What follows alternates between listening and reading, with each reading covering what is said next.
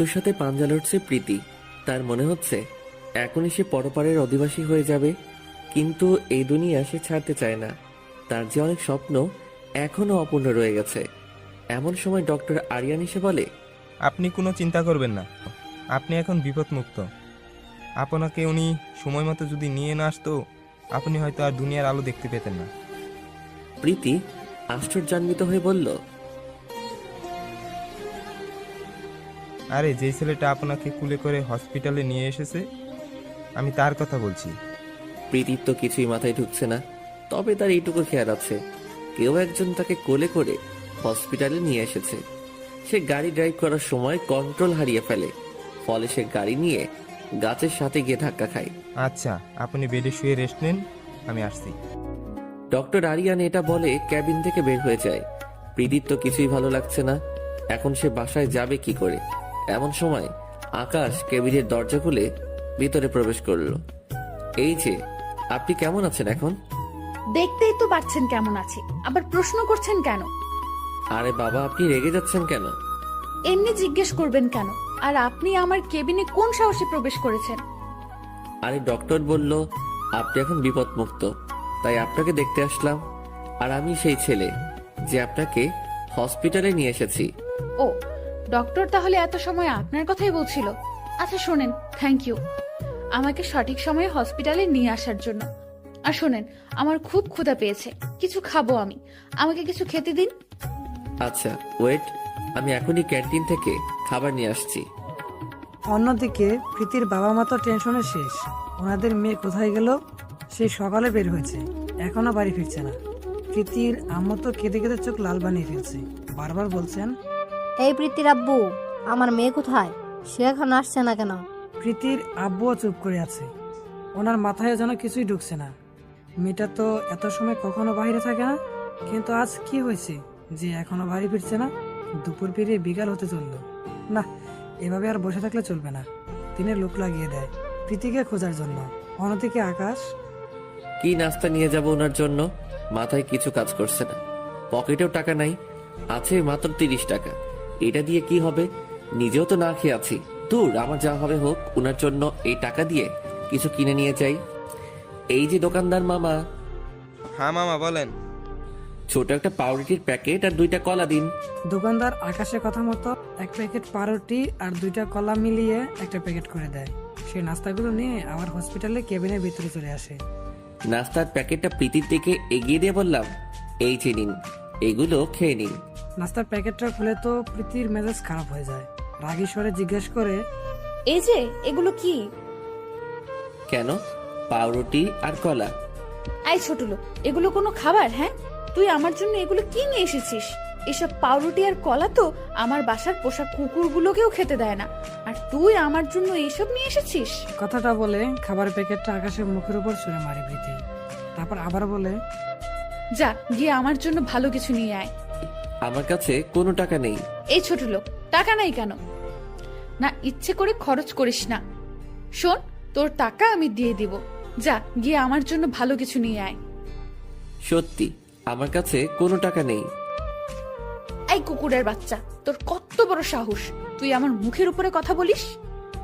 আমি এত কিছু শুনতে চাই না। তুই এখন আমার জন্য খাবার নিয়ে আসবি, সেটা যেখান থেকেই হোক। আমি জানি না, আমার খিদা পেয়েছে, আমি খাবার খাবো। যা এখন আমার চোখের সামনে থেকে। হুঁ। আকাশ কি করবে? কিছুই তো মাথায় কাজ করছে না। আসলে উপকার করতে, কিন্তু এখানে এসে সে উল্টো ফেসে গেছে। অপমানিত হতে হচ্ছে তাকে। তার কাছে আর একটা টাকা অবশিষ্ট বাকি নেই। কি করবে সে?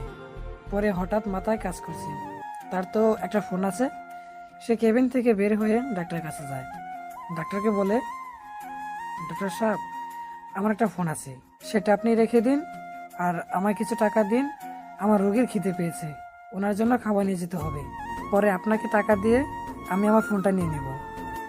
আল্লাহ, প্লিজ এভাবে বলবেন না। আপনার ফোন আপনার কাছে রেখে দিন, আর এই যে নিন টাকা। 1000 টাকার নোট ধরিয়ে দিয়ে এটা দিয়ে ওনাকে ভালো কিছু কিনে খাওয়ান। আকাশের শরম লাগছে ডক্টরের কাছ থেকে টাকা নিতে, কিন্তু কি করবে সে? সেও তো নিরুপায়। প্রীতি বলছি, ভালো কিছু খাবার নিয়ে যেতে হবে, না হলে আবার কথা শোনাবে তাকে। সে লজ্জা শরমে মাথা খেয়ে ডাক্তারের কাছ থেকে টাকা নিয়ে প্রীতির জন্য ভালো কিছু খাবার নিয়ে যায়। আর ভাগ্যিস ভালো সরকারি হাসপাতাল বলে বেঁচে গেছে, না হয়তো বিলের টাকাও পরিশোধ করতে হতো। এই যে নিন আপনার ভালো খাবার। এই ছোট লোক, খাবারগুলো আমাকে দিচ্ছিস কেন? আমি কি নিজ হাতে খেতে পারবো নাকি? তাহলে তুই আমাকে খাইয়ে দিবি, আমি নিজ হাতে খেতে পারি না। কি বলবো, মাথার মধ্যে কিছুই যেন কাজ করছে না। কারণ যেই মেয়ে ছোট লোক বলে নিন্দা করছে, সেই মেয়ে বলছে খাইয়ে দিতে। ভাইরে, আজীব ক্যারেক্টার মেয়েদের, কখন কোন ভূত চাপে মাথার মধ্যে কিছুই বুঝে আসে না। ছোট লোক বলে আবার তার হাতে খেতেও চায়। বাদ দে সেসব কথা, হাতটা ধুয়ে প্রীতিকে খাইয়ে দিচ্ছি। প্রীতি একদম ছোট বাচ্চার মতো করে হেলে দুলে খাবার খাচ্ছে, আর ঠিক মতো খেতেও পারছে না। মুখের আশেপাশে ভরিয়ে ফেলেছে। ওর এই অবস্থা দেখে হাসবো না কাঁদবো বুঝতে পারছি না। আল্লাহ, একদম বাচ্চা মেয়ের মতো মন মানসিকতা ওনার মধ্যে। এই যে, আমি আর খাবো না, আমার পেট ভরে গেছে। আচ্ছা ঠিক আছে। প্রীতিকে খাইয়ে দিয়ে অবশিষ্ট কিছু খাবার বেঁচে গিয়েছে, সেগুলো নিজে খেয়ে নিলাম। কি করব, সেই সকাল থেকে তো নিজেও না খেয়ে আছি। পেটে আর বাদাম আনছিল না, তাই প্রীতির ঝুটা খাবারগুলোই নিজে খেয়ে নিলাম। এই যে, আমি ঘুমাবো। হ্যাঁ ঘুমান।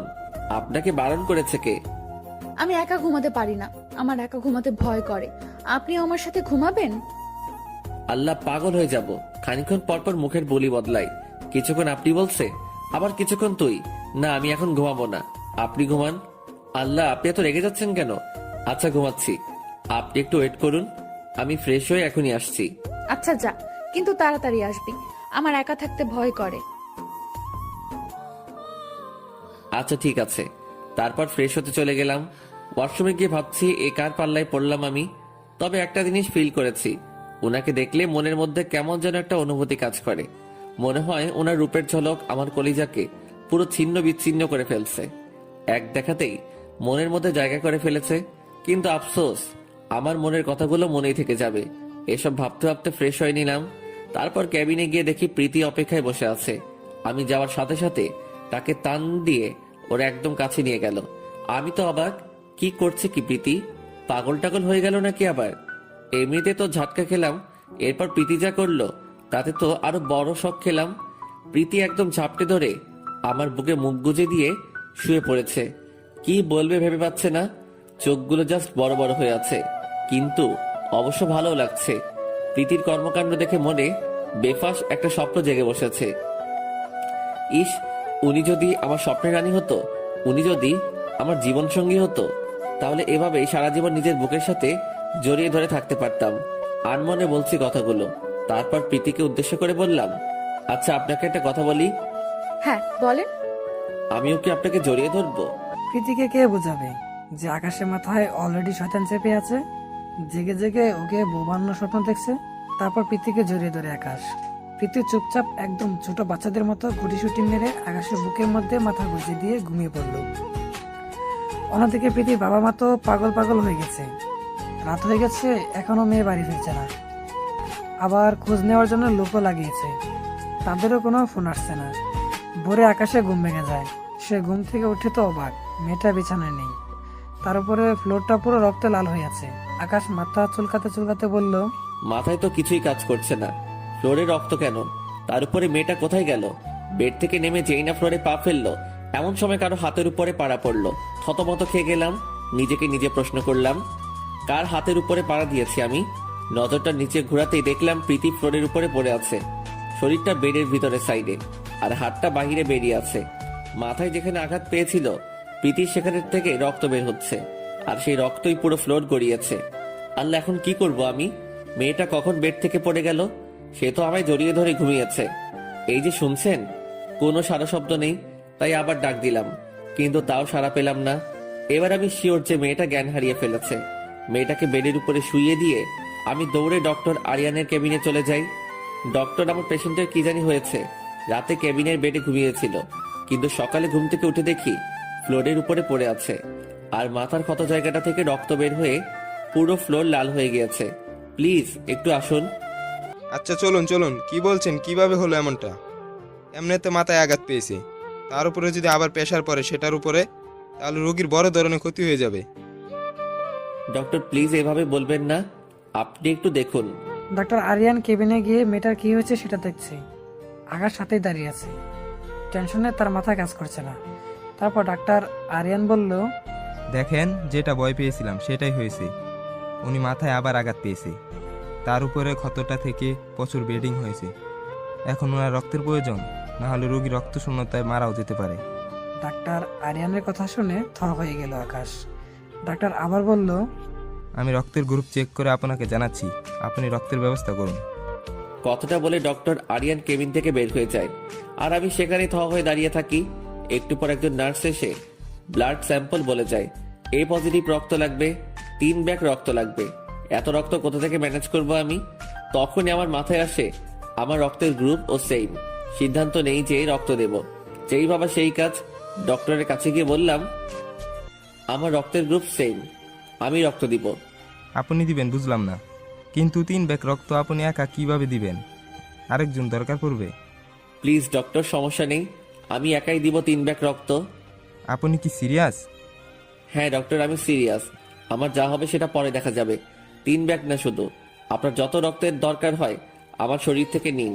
ওকে, আপনি আমার সাথে আসুন। 3 ব্যাগ রক্ত একাই দিল আকাশ। মাথাটা জিমজিম করছে তার। ডক্টর আরিয়ান তাকে বলছে কিছু সময় একটা জায়গায় বসে রেস্ট করতে, কিন্তু তার মন অস্থির হয়ে আছে। প্রীতি কখন জ্ঞান ফিরবে? অচেনা একটা মানুষ, তার মনটা প্রীতিকে নিয়ে বারবার মাখামাখি করছে, তাই স্থির থাকতে পারলো না। তাই কেবিনে ডক্টর আরিয়ানের সাথে চলে গেল সে নিজেই। ডক্টর আরিয়ান মেয়েটাকে চেক আপ করছে। তিনি বললেন, আচ্ছা শুনুন, একদম টেনশন করবেন না, ইনশাআল্লাহ সুস্থ হয়ে যাবে। আমি ঘুমের ইনজেকশন দিয়ে দিয়েছি, ঘন্টা 5-এর মধ্যে জ্ঞান ফিরে আসবে। ডক্টর আরিয়ানের কথা শোনার আর সময় পায়নি আকাশ। তার আগেই মাথা ঘুরে দপাস করে ফ্লোরে পড়ে গেল। একে তো রক্ত দিয়েছে, তার উপরে দৌড়াদৌড়ি করেছে। ও শিট, ওনাকে বলেছিলাম একটা জায়গায় বসে কিছুটা সময় রেস্ট করতে, কিন্তু উনি তা করেননি। 3 ব্যাগ রক্ত দেওয়া একজন ব্যক্তি, সেটা কি যেমন তেমন কথা নাকি? এই যে মরিয়ম, আপনি আমার সাথে একটু হাত লাগান ওনাকে ভোর থেকে উপরে তুলতে। মরিয়ার হসপিটাল একজন নার্স আকাশকে বেড়ে তুলে ডাক্তার মরিয়মকে উদ্দেশ্য করে বলল, আপনি এখন কন্টিনিউ এই কেবিনে থাকবেন, বাকি কোনো কেবিনে যাওয়ার দরকার নেই, কারণ রুগীর সাথে যিনি ছিলেন তিনিও এখন রুগী হয়ে গিয়েছে। ওনাদের দেখাশোনা করার জন্য একজন মানুষ স্টিল দরকার। জ্ঞান ফেরার পর চোখ খুলে আকাশ দেখলো প্রীতি তার মাথার পাশে বসে কান্না করছে। কিন্তু কেন? অন্যদিকে নার্স প্রীতিকে বৃথা সান্ত্বনা দেওয়ার চেষ্টা করছে। শোয়া থেকে উঠে বসলো আকাশ। আকাশে জ্ঞান ফিরেছে দেখতে পেয়ে প্রীতি বলল, এই যে এখন কেমন লাগছে আপনার? কথাটা বলেই প্রীতি জড়িয়ে ধরল আকাশকে। আকাশ আর উত্তর দেওয়ার সুযোগ পেল না। থমথম কণ্ঠে বলল, কেন? কেমন লাগবে আমার? আর কি হয়েছিল আমার? নার্স বলে উঠল, আপনি মাথা ঘুরে পড়ে গিয়েছেন। সকালবেলা রোগীকে রক্ত দিয়ে এসে 6 ঘন্টা যাবত আপনার কোনো জ্ঞান ছিল না। তখনই সকালের কথা মনে পড়লো আমার। আল্লাহ, কি বলছে সবাই সব? আমার তো কিছুই মনে নেই। দেওয়াল ঘড়িটার দিকে তাকিয়ে দেখলাম 2টা বাজে। তার মানে সত্যি 6 ঘন্টা তার জ্ঞান ছিল না। আর মেয়েটার জ্ঞান বা কখন ফিরলো? প্রীতি তখন আকাশকে জড়িয়ে ধরে ফুঁপে ফুঁপে কান্না করছে। এই যে আপনি কান্না করছেন কেন? এই কুত্তা, তোকে এত ব্যাগ রক্ত দিতে কে বলছে? আর তোর যদি কিছু হয়ে যেত, আমায় খাইয়ে দিত কে? আমার সাথে ঘুমাতো কে? আমার আব্বা আম্মা তো কেউ এখন নাই। এখন তো তুই আমার সব। যখন জ্ঞান ফিরেছে তখন নার্স বলল তুই আমায় 3 ব্যাগ রক্ত দিয়েছিস, তাই নাকি তোর মাথায় চক্কর এসেছে। আই, তুই এমনটা কেন করতে গেলি? হ্যাঁ, এই যে প্লিজ আপনি একটু শান্ত হন। এমনিতে আপনার মাথায় আঘাত লেগেছে, বেশি চিৎকার চেঁচামেচি করলে আপনার ক্ষতি হবে। আর আমাকে নিয়ে টেনশন করবেন না, একদম আমি ঠিক আছি। আচ্ছা ঠিক আছে, আর চেঁচাবো না। কিন্তু আচ্ছা ওয়েট, আমি বাহির থেকে খাবার নিয়ে আসছি। উঠে ফ্রেশ হয়ে নিলাম, পরে হসপিটালের ক্যান্টিন থেকে কিছু খাবার নিয়ে ক্যাবিনে ফিরে আসলাম। আর মনে মনে ডক্টরকে থ্যাঙ্কস জানালাম। ভাগ্যিস তিনি আমাকে কিছু টাকা দিয়েছিলেন, না হলে কি যে করতে হতো আল্লাহ জানেন। কেবিনে ফিরে গিয়ে সে প্রীতিকে খাইয়ে দিলাম, তারপর নিজেও খেয়ে নিলাম। এইভাবে আরো 3 দিন হসপিটালে ছিলাম আমরা। মেয়েটার সমস্ত দেখাশোনা আমাকে একা করতে হচ্ছে, কোনো কমতি রাখিনি।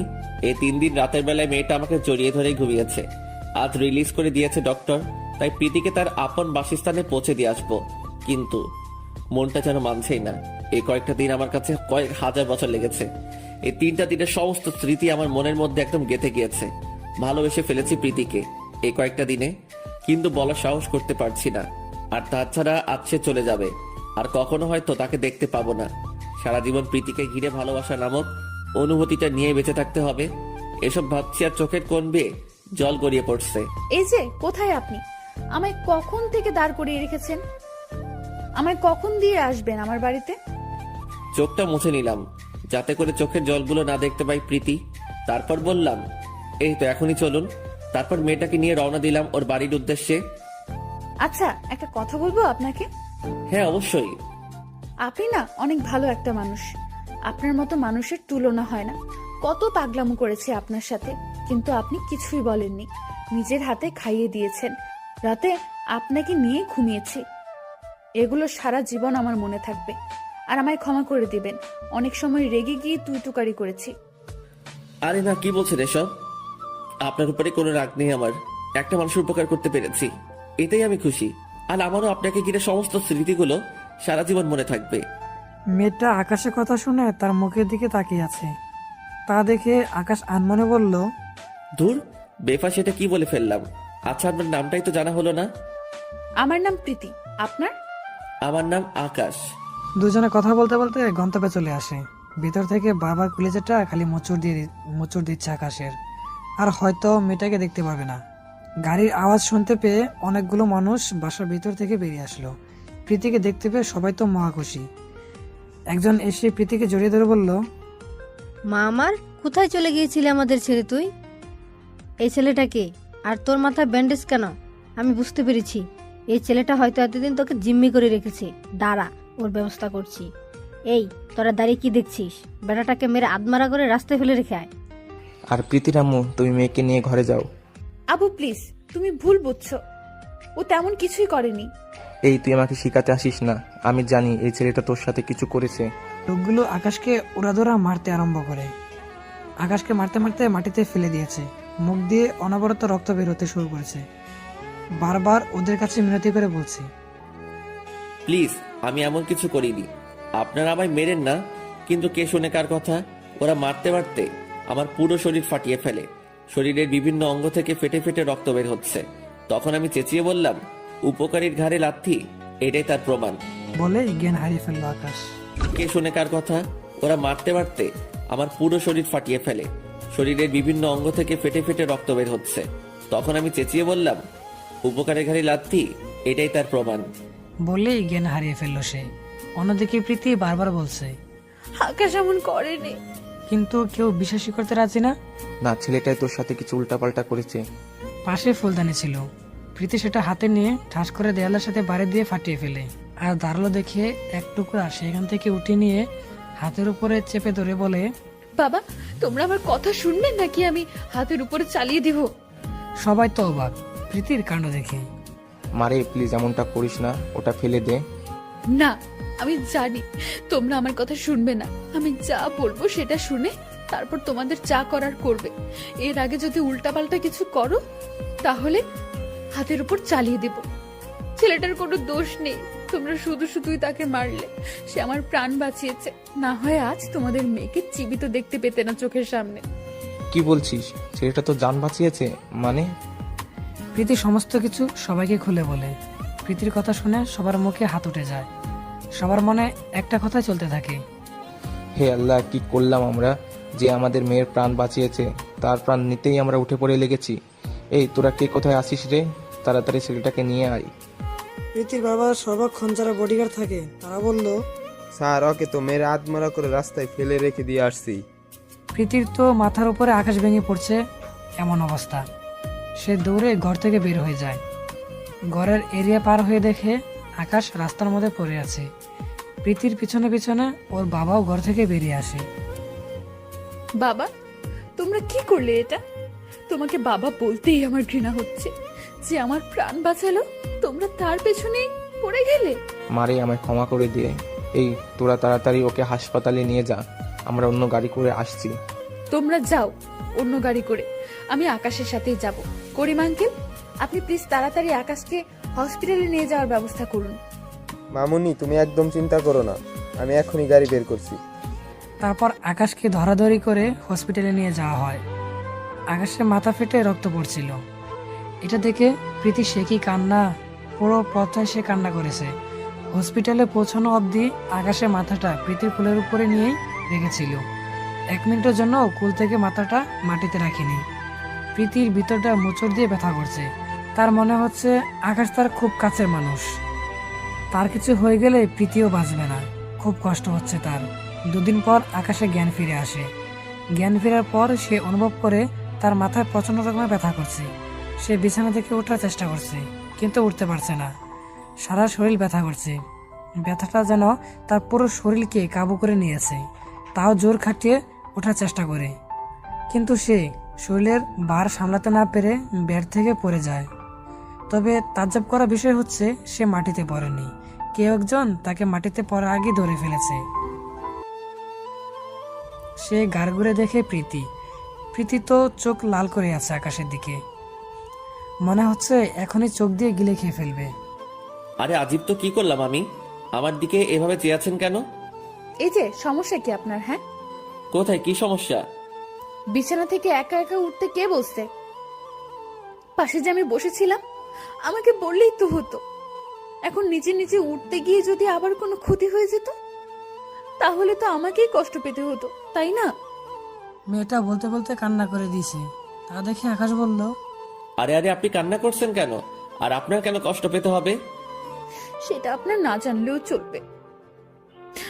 আপনার মাথা মোটা, তাই আপনি বুঝবেন না। আর নেক্সট টাইম আমাকে বলবেন, না হয় কিন্তু খবর আছে। সরি, আমার ভুল হয়েছে। আপনাকে বলার দরকার ছিল, কিন্তু বিশ্বাস করুন, আপনি পাশে ছিলেন সেটা জানলে আপনাকেই বলতাম। হয়েছে, থাক। এখন কি জন্য উঠতে চেয়েছেন? জ্ঞান ফেরার পর নিজেকে রুমের মধ্যে আবিষ্কার করলাম। তাছাড়া এখানে কিভাবে আসলাম সেটাই মাথায় কাজ করতেছিল না। কিন্তু আপনাকে দেখে আমার সব মনে পড়ে গেছে। আপনার হিটলার বাপ আমাকে মেরে হসপিটালে পাঠিয়ে দিয়েছে। এমন সময় প্রীতির আব্বু কেবিনের দরজা খুলে ভিতরে আসে। সাথে প্রীতির আম্মুও আসে। বাবা, আমাকে মাফ করে দাও। বিশ্বাস করো, আমরা জানতাম না যে তুমি আমার মেয়ের প্রাণ বাঁচিয়েছো। না জেনে তোমার সাথে এমনটা করেছি। আসলে মেয়েটা 4-5 দিন বাড়ি ছিল না, তাই মাথায় কিছু কাজ করছিল না। আরে আঙ্কেল, বাদ দিন, আমি কিছুই মনে করিনি। আর তাছাড়া আপনার ব্যাপারটাও আমি বুঝেছি। থাক, সমস্যা নেই। বাবা, তোমার মতো মানুষ হয় না। কিন্তু আচ্ছা বাবা, তোমার বাড়িতে কে কে আছেন? মাথাটা নিচে নামিয়ে ফেলে আকাশ। আকাশের নীরবতার কারণ কি সেটা কারোরই মাথায় কাজ করছে না। বেশ কিছুক্ষণ পর আকাশ মাথা উঠিয়ে বলে, আসলে আমার কেউ নাই, আমি একাই। 3-4 বছর আগে সবাই আমার জীবন থেকে হারিয়ে গেছে। কি বলছো বাবা এসব? তাহলে তুমি থাকো কোথায়? থাকার জন্য বিশেষ কোনো জায়গা নেই, কিন্তু আমার কলেজের পাশে একটা বন্ধুর বাসা আছে, ওটাতেই আপাতত থাকছি। এই মাস পর সে বাসা ছেড়ে দিবে, তখন কোথায় থাকবো জানি না। বাবা, কিছু মনে না করলে তুমি আমার বাসায় থাকতে পারো। না আঙ্কেল, তার কোনো দরকার নেই। প্লিজ, তুমি আমার বাসায় থাকলে আমি খুব খুশি হব। তোমার উপর যা যা অন্যায় করেছি অন্ততপক্ষে কিছুটা হলেও মাপ পাবো। প্লিজ বাবা, তুমি না করিও না। আচ্ছা আঙ্কেল, এত করে যখন বলছেন তাহলে আমি থাকবো। প্রীতি তো খুশিতে আত্মহারা যে আকাশ ওর বাসায় থাকবে এখন থেকে। কিন্তু একটা জিনিস মাথায় কাজ করছে না ওর, লোকটার প্রতি তার এত দুর্বলতা কেন? ওকে তো সে ভালোবাসে না, কিন্তু তারপরও কি যেন তো মায়া কাজ করে ওর আকাশের প্রতি। কোনোভাবেই হিসাব মিলাতে পারছে না প্রীতি। পরের দিন আকাশকে হসপিটাল থেকে রিলিজ করে বাসায় নিয়ে যাওয়া হয়। বাড়িটা একদম রাজপ্রাসাদের মতো। এত বড় বাড়ি আকাশের যেন দেখেই মন জুড়িয়ে যায়।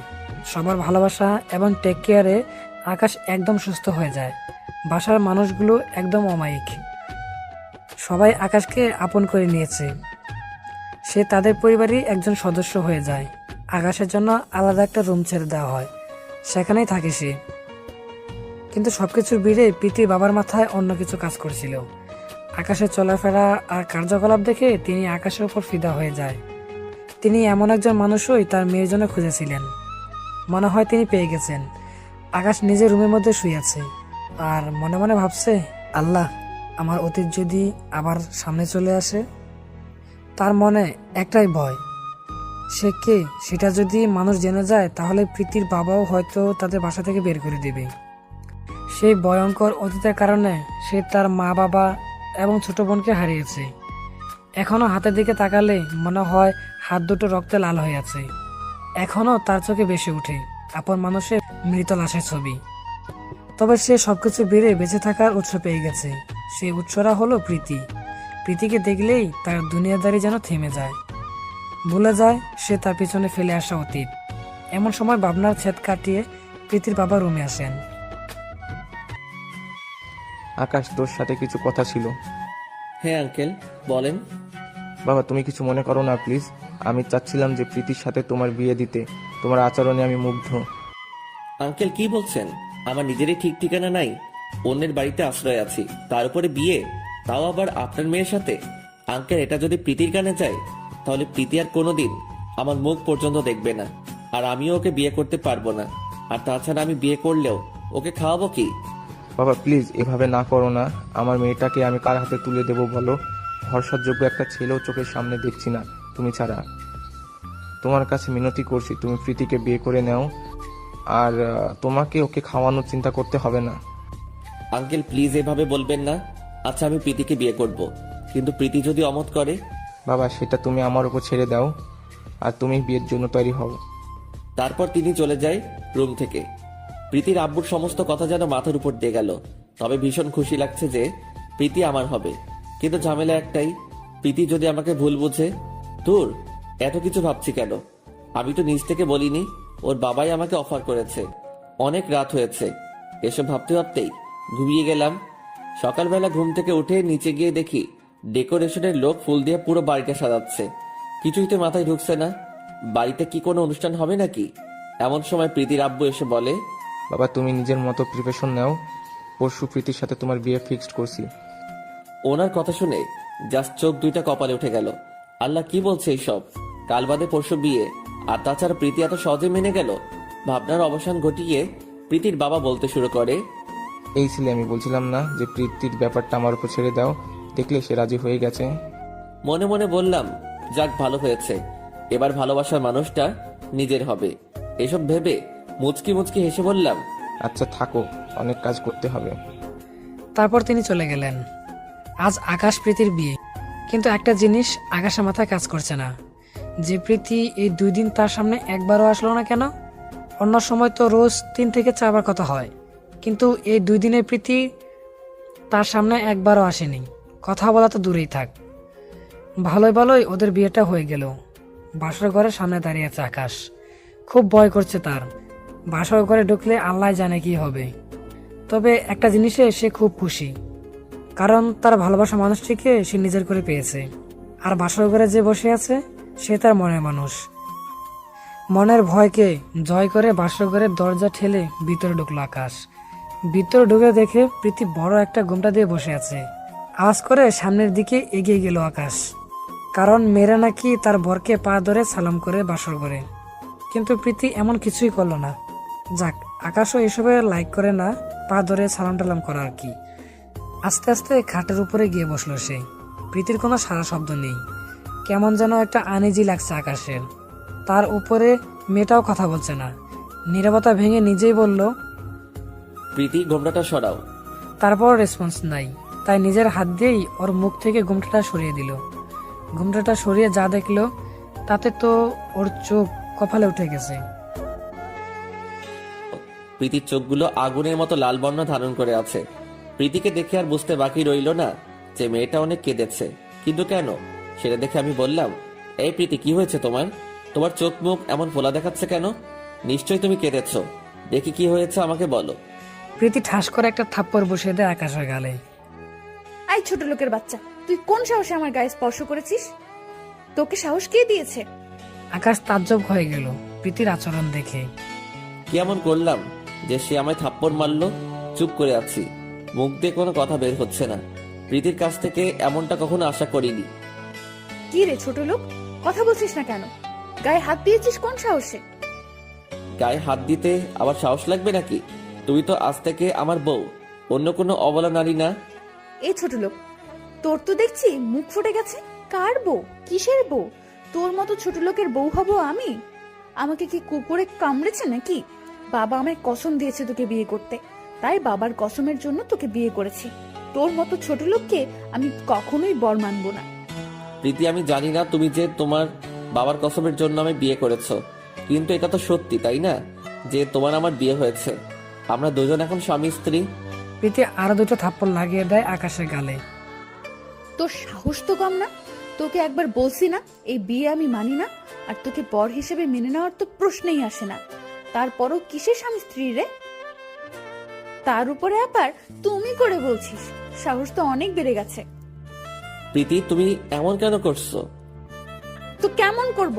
তুই কি মনে করেছিস তোর মতো ছ্যাচটাকে আমি মেনে নেব? আর তোকে তো এখন আমার লোভী মনে হচ্ছে।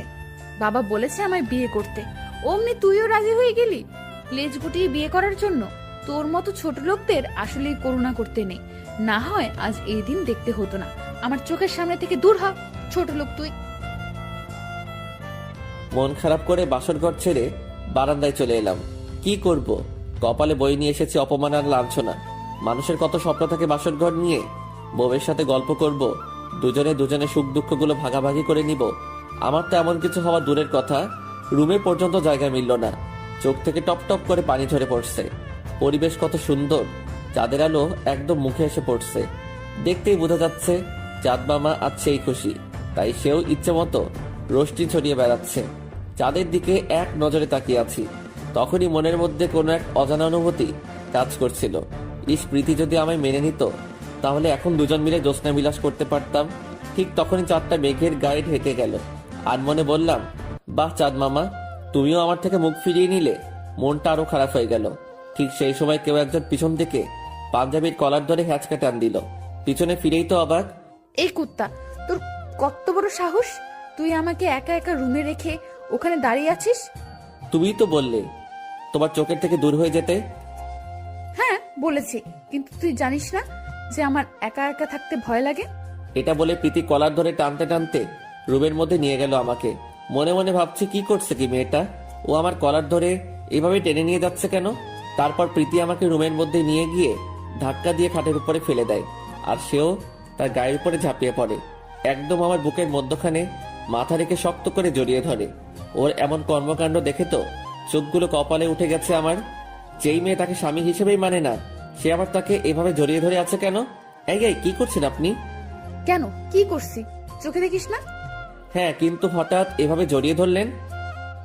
আমার অনেক ঘুম পেয়েছে, আর তুই তো জানিস যে আমার একা একা ঘুমাতে ভয় করে। তা বুঝলাম, আমার পাশে রাখলেই তো পারতেন, কিন্তু এভাবে জড়িয়ে ধরলেন। এই, তুই তো পক পক কেন করছিস রে? জড়িয়ে ধরেছি দেখি কি তোর জাত গেছে নাকি? আমার কারণে আমি তোকে জড়িয়ে ধরেছি। তুই তো ছোট লোক, আর তোর মন মানসিকতা আর কতই ভালো হবে। রাতের বেলায় এসে আমার সাথে উল্টাপাল্টা কখন কি করে বসবি তার কোনো ঠিক ঠিকানা নাই। তাই এক কাজে দুই কাজ ছেড়ে ফেললাম। তোকে সারা রাত এভাবে জড়িয়ে ধরে ঘুমাবো, তাহলে তুই আর আমার সাথে খারাপ কিছু করতে পারবি না। বিশ্বাস করেন রাসেল ভাই, প্রীতির কথা শুনে মনে হচ্ছিল এখনই মাটি ফেটে ভিতরে ঢুকে যাই। এটা কি মেয়ে নাকি অন্য কিছু আল্লাহ জানে। একদম পুরো তার ছিঁড়া।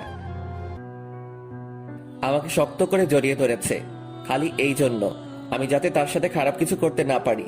কতটা বুদ্ধিমান হলে মানুষ এমনটা বলতে পারে। তবে সবকিছুর ভিড়ে মেয়েটার একটা জিনিস আমার খুবই পছন্দ, ওর বাচ্চামি স্বভাবগুলো। ওর বাচ্চা বাচ্চা কথাগুলো শুনলে ইচ্ছে করে চুমু দিয়ে কপালটা লাল করে দেই।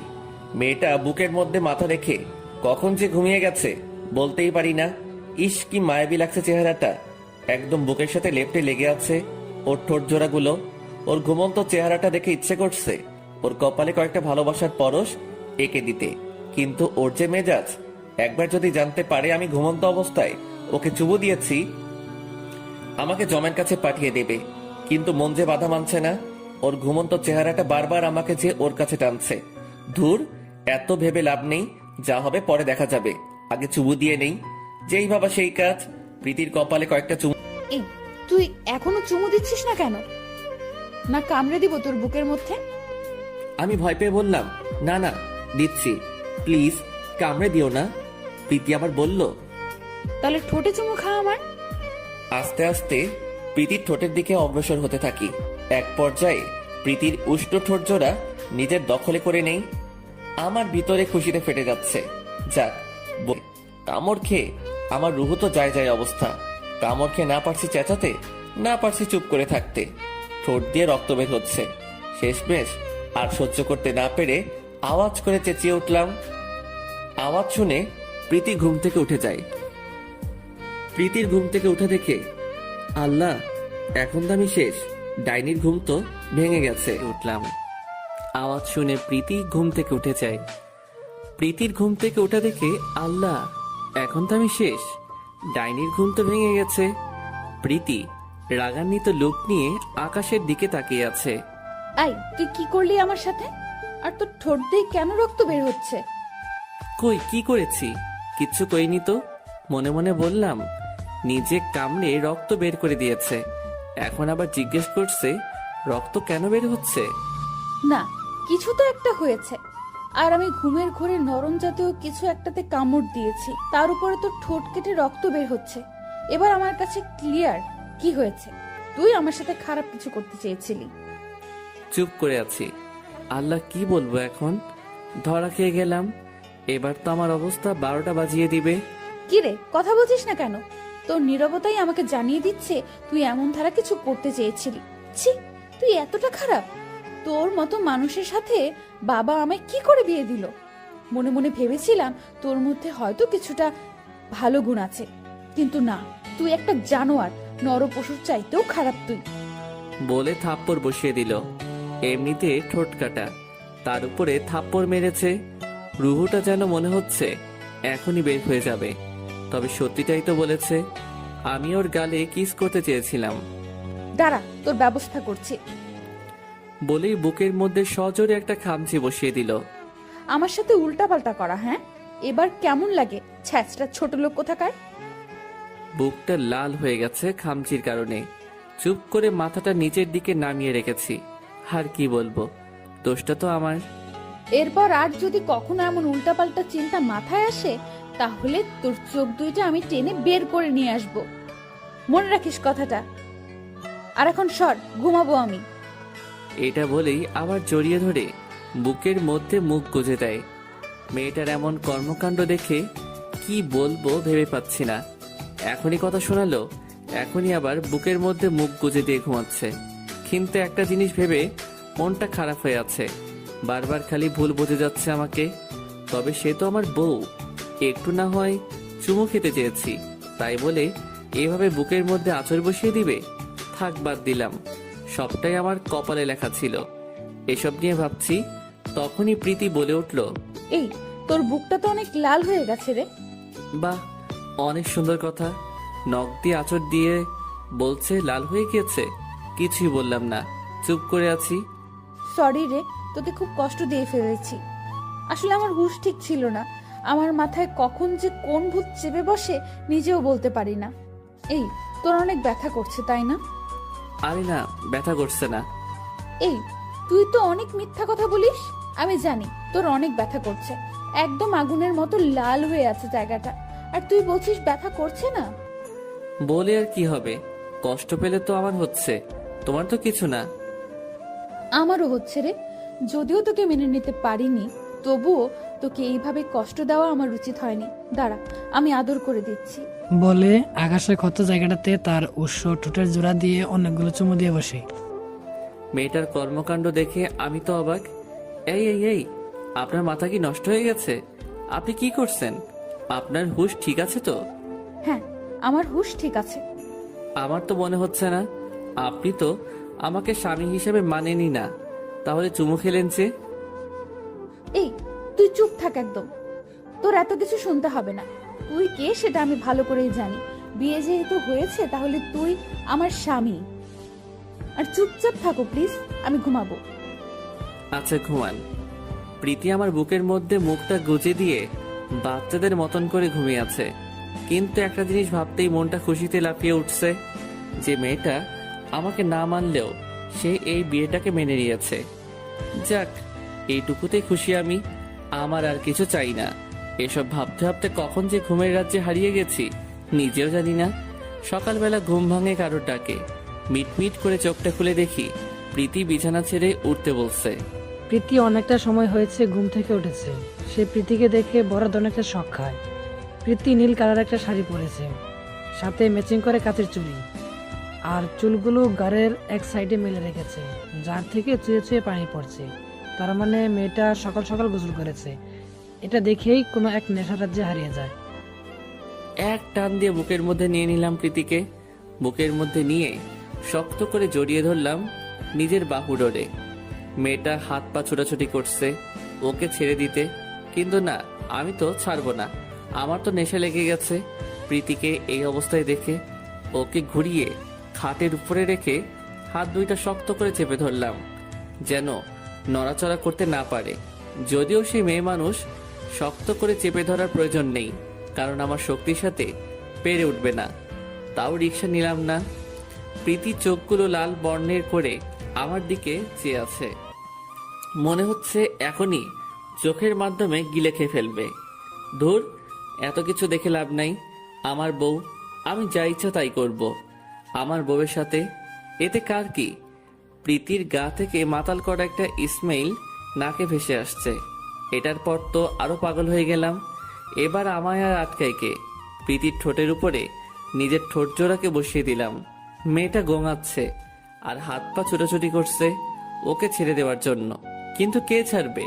মন না ভরা পর্যন্ত তো ওকে আর ছাড়বো না। পাক্কা 10 মিনিট পর প্রীতিকে ছেড়ে দিলাম। দুজনেই হাঁপাচ্ছি, কিন্তু প্রীতি আমার থেকে বেশি হাঁপাচ্ছে। সমস্ত কিছুর ভিড়ে ভুলেই গেছি যে গতকাল প্রীতি আমার ঠোঁটের 12টা বাজিয়ে দিয়েছে। প্রীতিকে ছাড়ার সাথে সাথে সে আমার গালের মধ্যে ঠাস ঠাস করে কষে কয়েকটা থাপ্পড় বসিয়ে দিল। আই কুকুরের বাচ্চা, তোর মন আসলেই নোংরা। তুই কিভাবে আমার সাথে জোর করতে পারলি? তোর কি বিবেকে একটু বাধা দেয় নাই? প্রীতি, তোমাকে দেখে লোভ সামলাতে পারিনি। শাড়ি পরার কারণে একদম নৈশাক্ত লাগছিল তোমাকে। হ্যাঁ, তাই বলে তুই আমার সাথে জোর করে? প্লিজ আমায় ক্ষমা করে দাও। আসলে তোমায় দেখে মাথা ঠিক ছিল না, তালগোল পাকিয়ে ফেলেছি। দেখে নিস, এর ফল ভালো হবে না। বলে প্রীতি হনহন করতে করতে রুম থেকে বেরিয়ে গেল। কি করলাম আমি এটা? দোষ করে এখন অনুতপ্ত হচ্ছি, কিন্তু আমার কি দোষ? সে আমার সামনে এইভাবে আসলো কেন? দূর, এখন এত কিছু ভেবে লাভ নাই। পরে যা হবে দেখা যাবে। উঠে গিয়ে ফ্রেশ হয়ে নিলাম। প্রীতির আম্মু, শাশুড়ি আম্মা এসে বলে গেল নিচে লোকজন আসছে, দুজন যেন তাড়াতাড়ি নিচে চলে যাই। তাড়াতাড়ি দুজনে চলে আসো। আম্মু, দুজন মানে? প্রীতি তো নিচে গেছে। কই, প্রীতি তো নিচে যায় নাই। আচ্ছা, আমি যাচ্ছি, আমার নিচে কাজ আছে। ও কোথায় আছে? ওকে খুঁজে নিয়ে দুজনে নিচে এসো। এটা বলে শাশুড়ি আম্মা নিচে চলে গেল, কিন্তু মাথায় তো কাজই করতেছে না। প্রীতি নিচে না গিয়ে গেল কই? তাড়াতাড়ি পাঞ্জাবিটা গায়ে লাগিয়ে ছাদে চলে গেলাম। প্রীতি নিচে নাই, তার মানে শিওর যে সে ছাদে থাকবে। ঠিক তাই হলো। ছাদে গিয়ে দেখি প্রীতি অন্য পাশে মুখ ঘুরিয়ে দাঁড়িয়ে আছে। পিছন থেকে গিয়ে ওকে ডাক দিলাম, এই প্রীতি, এখানে কি করছো? কোনো সারা শব্দ নাই। এই কি হলো, কথা বলছো না যে? হঠাৎ ফোপানির আওয়াজ কানে আসলো। এই প্রীতি, কি হয়েছে তোমার? বলে আমার দিকে ঘোরাতেই চোখটা কপালে উঠে গেল।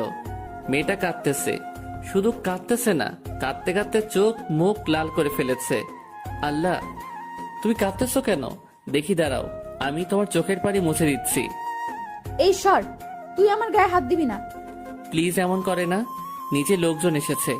আম্মু তোমাকে আর আমাকে নিচে যেতে বলেছে। প্লিজ চলো, চোখের পানিগুলো মুছে। আমি নিচে যাব না, তুই যা। প্রীতি, আমি যা করেছি তার জন্য তুমি আমার শাস্তি দিও, সমস্যা নেই, কিন্তু প্লিজ নিজে তো চলো। সবাই অপেক্ষা করে বসে আছে। আই, আমি যাব না বললাম না তোকে? তোর কি কথা কানে যায় না? ওকে, তাহলে আমিও যাব না, এখানে দাঁড়িয়ে থাকবো তোমার সাথে। এই, তোর সমস্যা কি রে? হ্যাঁ, তুই আমার পেছনে কেন পড়ে আছিস? অনেক সমস্যা আমার। তোমার এখন নিচে যেতে হবে আমার সাথে, না হয় তোমাকে জোর করে নিয়ে যাব। তোর সাহস থাকলে আরেকবার গায়ে হাত দে তো। দেখবা, দাঁড়াও। বলে ওর হাতটা ধরতে যাব, ঠিক তখনই প্রীতি আমাকে সজোরে ধাক্কা মারে।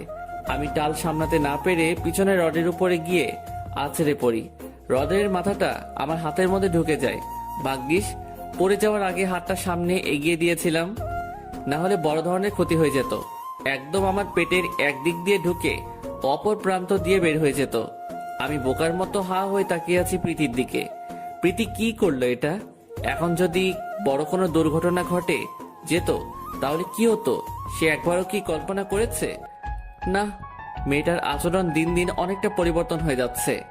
আমি মনে মনে বললাম, ওয়েট, ঠিক আছে, তুমি যেহেতু আমাকে সহ্য করতে পারো না, তাহলে তোমার ধারে কাছে আর ঘেসবো না। প্রীতিকে কিছু না বলে চুপচাপ ছাদ থেকে নেমে এলাম। হাত দিয়ে রক্ত পড়ছে, তবে খোদা বাঁচিয়েছে, বড় ধরনের কোনো ক্ষতি হয়নি। হাতটা ওয়াশ করে সাময়িকের জন্য ব্যান্ডেজ মুড়িয়ে নিলাম। সে চুপচাপ বসে আছে রুমের মধ্যে। শাশুড়ি নিচে যেতে বলেছে, কিন্তু কিভাবে যাবে? প্রীতি তো এখনো নিচে নামেনি। কথাটা ভাবতে না ভাবতেই প্রীতি ছাদ থেকে নিচে নেমে এলো। এই দেখি তোর হাতে কি হয়েছে, খুব লেগেছে তাই না? চুপচাপ বসে আছি, ইচ্ছে করছে প্রীতির গালের মধ্যে দুইটা বসিয়ে দেই। আর বলে ধাক্কা মেরে আবার জিজ্ঞেস করা হচ্ছে যে খুব লেগেছে তাই না? এই কথা বলছো না যে? আচ্ছা দেখি হাতটা এদিকে দাও, কি হয়েছে দেখছি। না থাক, তার আর কোনো দরকার নেই। এই তোমাকে হাতটা দেখাতে বলেছি, মেজাজ খারাপ করবে না একদম। ছাদ থেকে নামার সময় সিঁড়িতে দেখেছি রক্তের ফোঁটা পড়ে আছে। প্রীতির রাগ দেখে আমি ভ্যাবাচেকা খেয়ে যাই। মনে মনে বলি, মাইরি এটা কি মেয়ে রে বাবা, রাগ হওয়ার কথা আমার, উল্টো সে রাগ দেখাচ্ছে। প্রীতি আমার হাতটা জোর করেই ওর কাছে নিয়ে গেল। এই খুব লেগেছে তাই না? বিশ্বাস করো আমার তো জেদ কোথা থেকে আসে তা আমি নিজেও জানি না। প্লিজ রাগ করো না আমার উপর। অসহায় দৃষ্টিতে তাকিয়ে, এই মেয়ে এত আদিক্ষেতা দেখাতে হবে না এখন। আর একটু হলেই জমের বাড়ি পৌরাণিক যেতাম। যাও এখন গিয়ে বেশি কথা না বলে রেডি হয়ে নাও, নিচে যাব। তারপর রেডি হয়ে দুজনে নিচে চলে গেলাম। অনেক মানুষ এসেছে আমাদেরকে দেখার জন্য, কিন্তু সমস্যা হচ্ছে হাতটা নিয়ে। হাতের এই অবস্থা দেখলে মানুষজন নানান কথা বলবে, তাই হাতটা যতই পারি সেভ করে রাখছি। আমার চরম রাগ উঠছে প্রীতির উপরে, ওর জন্যই সবটা হয়েছে। একটু পর উপরে চলে আসলাম, প্রীতিও আমার পিছনে পিছনে উপরে আসলো। এই কি হলো, উপরে চলে আসলে যে? নাস্তা করবে না? এই মেয়ে এত প্যা প্যা করো না তো, মেজাজ এমনিতে খারাপ হয়ে আছে। তোমার খাওয়া গিয়ে তুমি খেয়ে নাও, আমার চিন্তা তোমার করতে হবে না। এমন করছো কেন? আমি আর কখনো এমন করব না, সরি। এই প্রীতি প্লিজ যাও তো আমার চোখের সামনে থেকে। আর ক্ষমা টমা চেয়ে নিজেকে ছোট করো না। মেয়েটা আমার কথা শুনে মন খারাপ করে নিচে চলে গেল, কিন্তু একটা জিনিস আমার মাথায় কাজ করছে না, মেয়েটা ঘুরে ঘুরে মাপ কেন চাইছে? সে আমার উপরে দুর্বল হয়ে গেল না তো? কর্মকাণ্ড দেখে তো এমনই মনে হচ্ছে। এসব ভাবতে ভাবতে নিজেকে নিজে বললাম, যদি এমন হয় তাহলে মেয়েটাকে ধরা দেওয়া যাবে না, ওকে আরো দুর্বল করব, ভালো করে প্রেমের জালে ফাঁসাবো আরো আগে ওকে, তারপর ধরা দিব। না হয় আবারও সে পাগলামো করবে। রুম থেকে নামিনি একবারও, তাই সারাদিন রুমে বসেছিলাম। রুম থেকে নামিনি একবারও। হাতে ব্যথা পেয়েছি শুনে শাশুড়ি এসে সকালে নাস্তা দিয়ে গেছে। সত্যিটা তিনি জানেন না, পড়ে গিয়ে ব্যথা পেয়েছি এমনটা বলেছি। সারাদিনে প্রীতি অনেকবার এসেছে তার সাথে কথা বলতে নিজ থেকে, কিন্তু আমি পাত্তা দেইনি। দুপুরের খাবার নিয়ে এসেছে প্রীতি আমার জন্য, তাও কোনো কথা বলেনি। চুপচাপ খাবার খেয়ে শুয়ে পড়লাম। এই তুমি আমার সাথে এমন করছো কেন? কেমন করেছি? আমার সাথে কথা বলছো না ভালো করে। তোমার সাথে কথা বলে কি হবে? যেই মেয়ে স্বামীর মর্যাদা দিতে জানে না তার সাথে কিসের কথা? সকালের কর্মকাণ্ডের কথা আমি এখনো ভুলিনি। সো শুনো, তোমার সাথে কথা বলার কোনো মুড নেই আমার। আজ থেকে তুমি তোমার মতো থাকবে আর আমি আমার মতো থাকবো। এখন বকবক না করে গিয়ে নিজের কাজ করো। ওকে যাচ্ছি। রাগে গজগজ করতে করতে নিচে চলে এলো প্রীতি। মনে মনে বলল, খচ্চর বেটা, ভাব বেড়েছে তোর খুব। হ্যাঁ তুই কি মনে করেছিস তোকে ছাড়া আমি থাকতে পারবো না? তোকে আমি ভালোবাসি এমনটা ভাবলে ভুল করবি। তোর খোঁজ খবর নিয়েছি খালি, আমার দ্বারা তোর ক্ষতি হয়েছে সেই জন্য, না হলে গায়ে পড়ার মতো মেয়ে আমি না। আর বিশেষ করে তোর মতো ছ্যাঁচড়ার সাথে আমি প্রীতি গিয়ে আদিক্ষেতা করব, সেটা কখনোই না। মেয়েটা সারাদিন আর উপরে আসেনি। আমার মনে হলো তখন হয়তো মেয়েটাকে একটু বেশি কথা শুনিয়ে ফেলেছি। আবার পরক্ষণে মনে হলো না, ঠিক করেছি একদম। আমার সাথে যা করেছে তাকে যে দুই চারটা চর লাগিয়ে দেইনি সেটাই ওর ভাগ্য। সারাদিন শুয়ে বসেই সময়টা কেটে গেল। রাতের বেলা শাশুড়ি এসে খাবার দিয়ে গেল, কিন্তু আমি মনে মনে ধারণা করেছিলাম প্রীতি খাবার নিয়ে আসবে, কিন্তু না।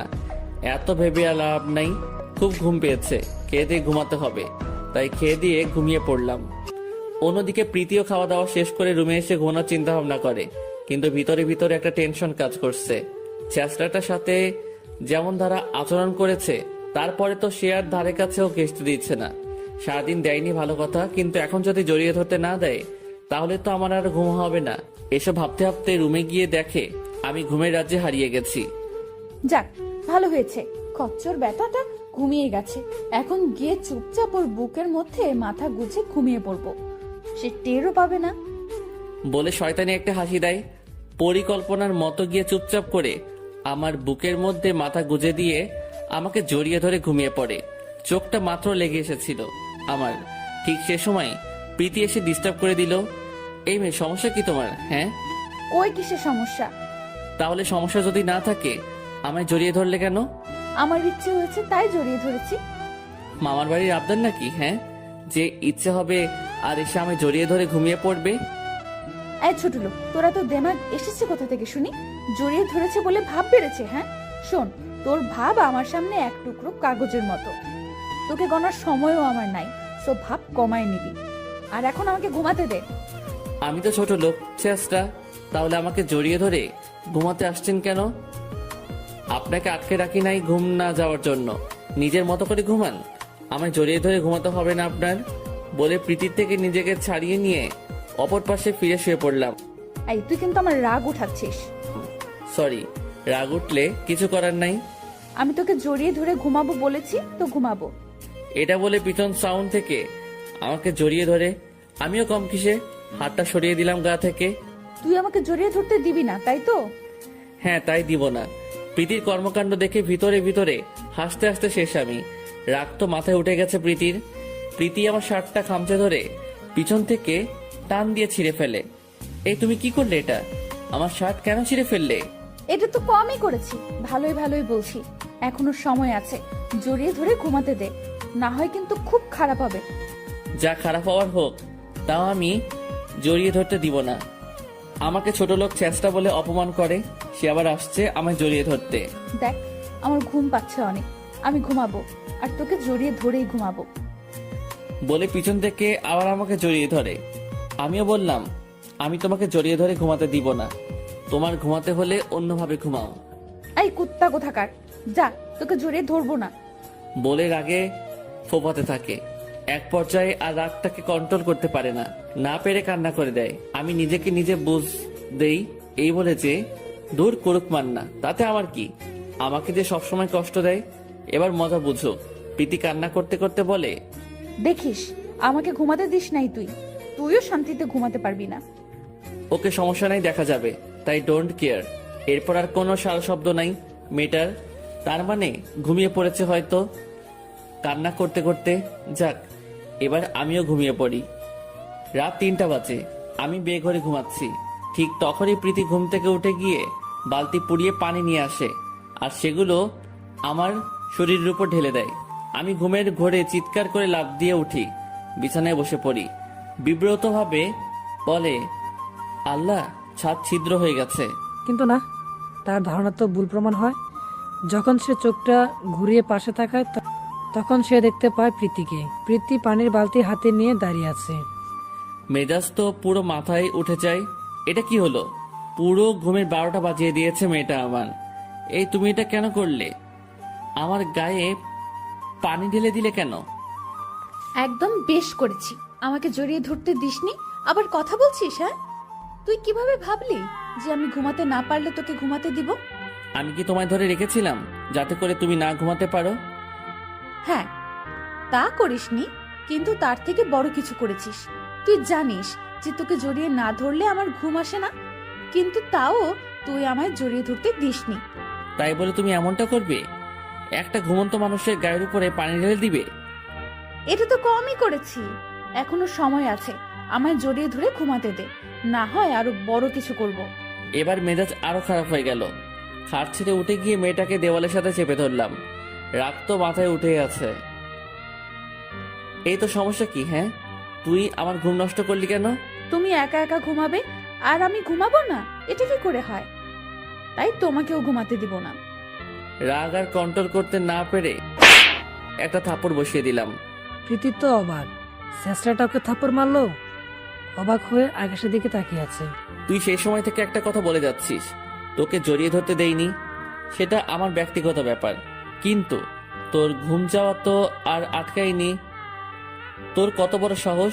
ডেকে মেকে তিনি চলে গেলেন। এই প্রীতি, উঠো তাড়াতাড়ি। আম্মু এসে ডেকে গেছে নিচে যাওয়ার জন্য। নাস্তা লাগিয়েছে নাকি? আর একটু ঘুমাতে দাও না, আমি আর একটু ঘুমাবো। এই এখন আর ঘুম না। তারপর দুজনে মিলে ফ্রেশ হয়ে নাস্তা করতে গেলাম নিচে। সবই ঠিক আছে, কিন্তু বিপত্তি বাঁধলো নাস্তা খাওয়া নিয়ে। কারণ যে হাত দিয়ে খাবো সেই হাতেই ব্যান্ডেজ। খাবারগুলো সামনে নিয়ে চুপচাপ বসে আছি। এটা প্রীতির চোখ এড়ালো না। এই কি হলো, খাচ্ছ না যে? কিভাবে খাবো? হাত তো ভালো না। ও শিট, আমি তো ভুলেই গিয়েছিলাম একদম। দাঁড়াও, আমি খাইয়ে দিচ্ছি। প্রীতির কথা শুনে একদম লজ্জায় লাল হয়ে গেলাম। কারণ শ্বশুর শাশুড়ি পাশেই বসা, দুজনে মুচকি মুচকি হাসছে। কিন্তু লজ্জা পেয়ে কি আর হবে? আমার আদরে বউটা তো আমাকে খাওয়ানোর জন্য লোকমা ধরে বসে আছে। খাওয়া দাওয়া শেষ করে উপরে চলে এলাম। একটু পর প্রীতিও রুমে আসলো, কিন্তু তাড়াহুড়ো করে। এটা কি হলো? এত তাড়াহুড়ো করছো কেন? আজ নাকি আমার বান্ধবী তিশারা সবাই আসবে তোমাকে আর আমাকে দেখতে।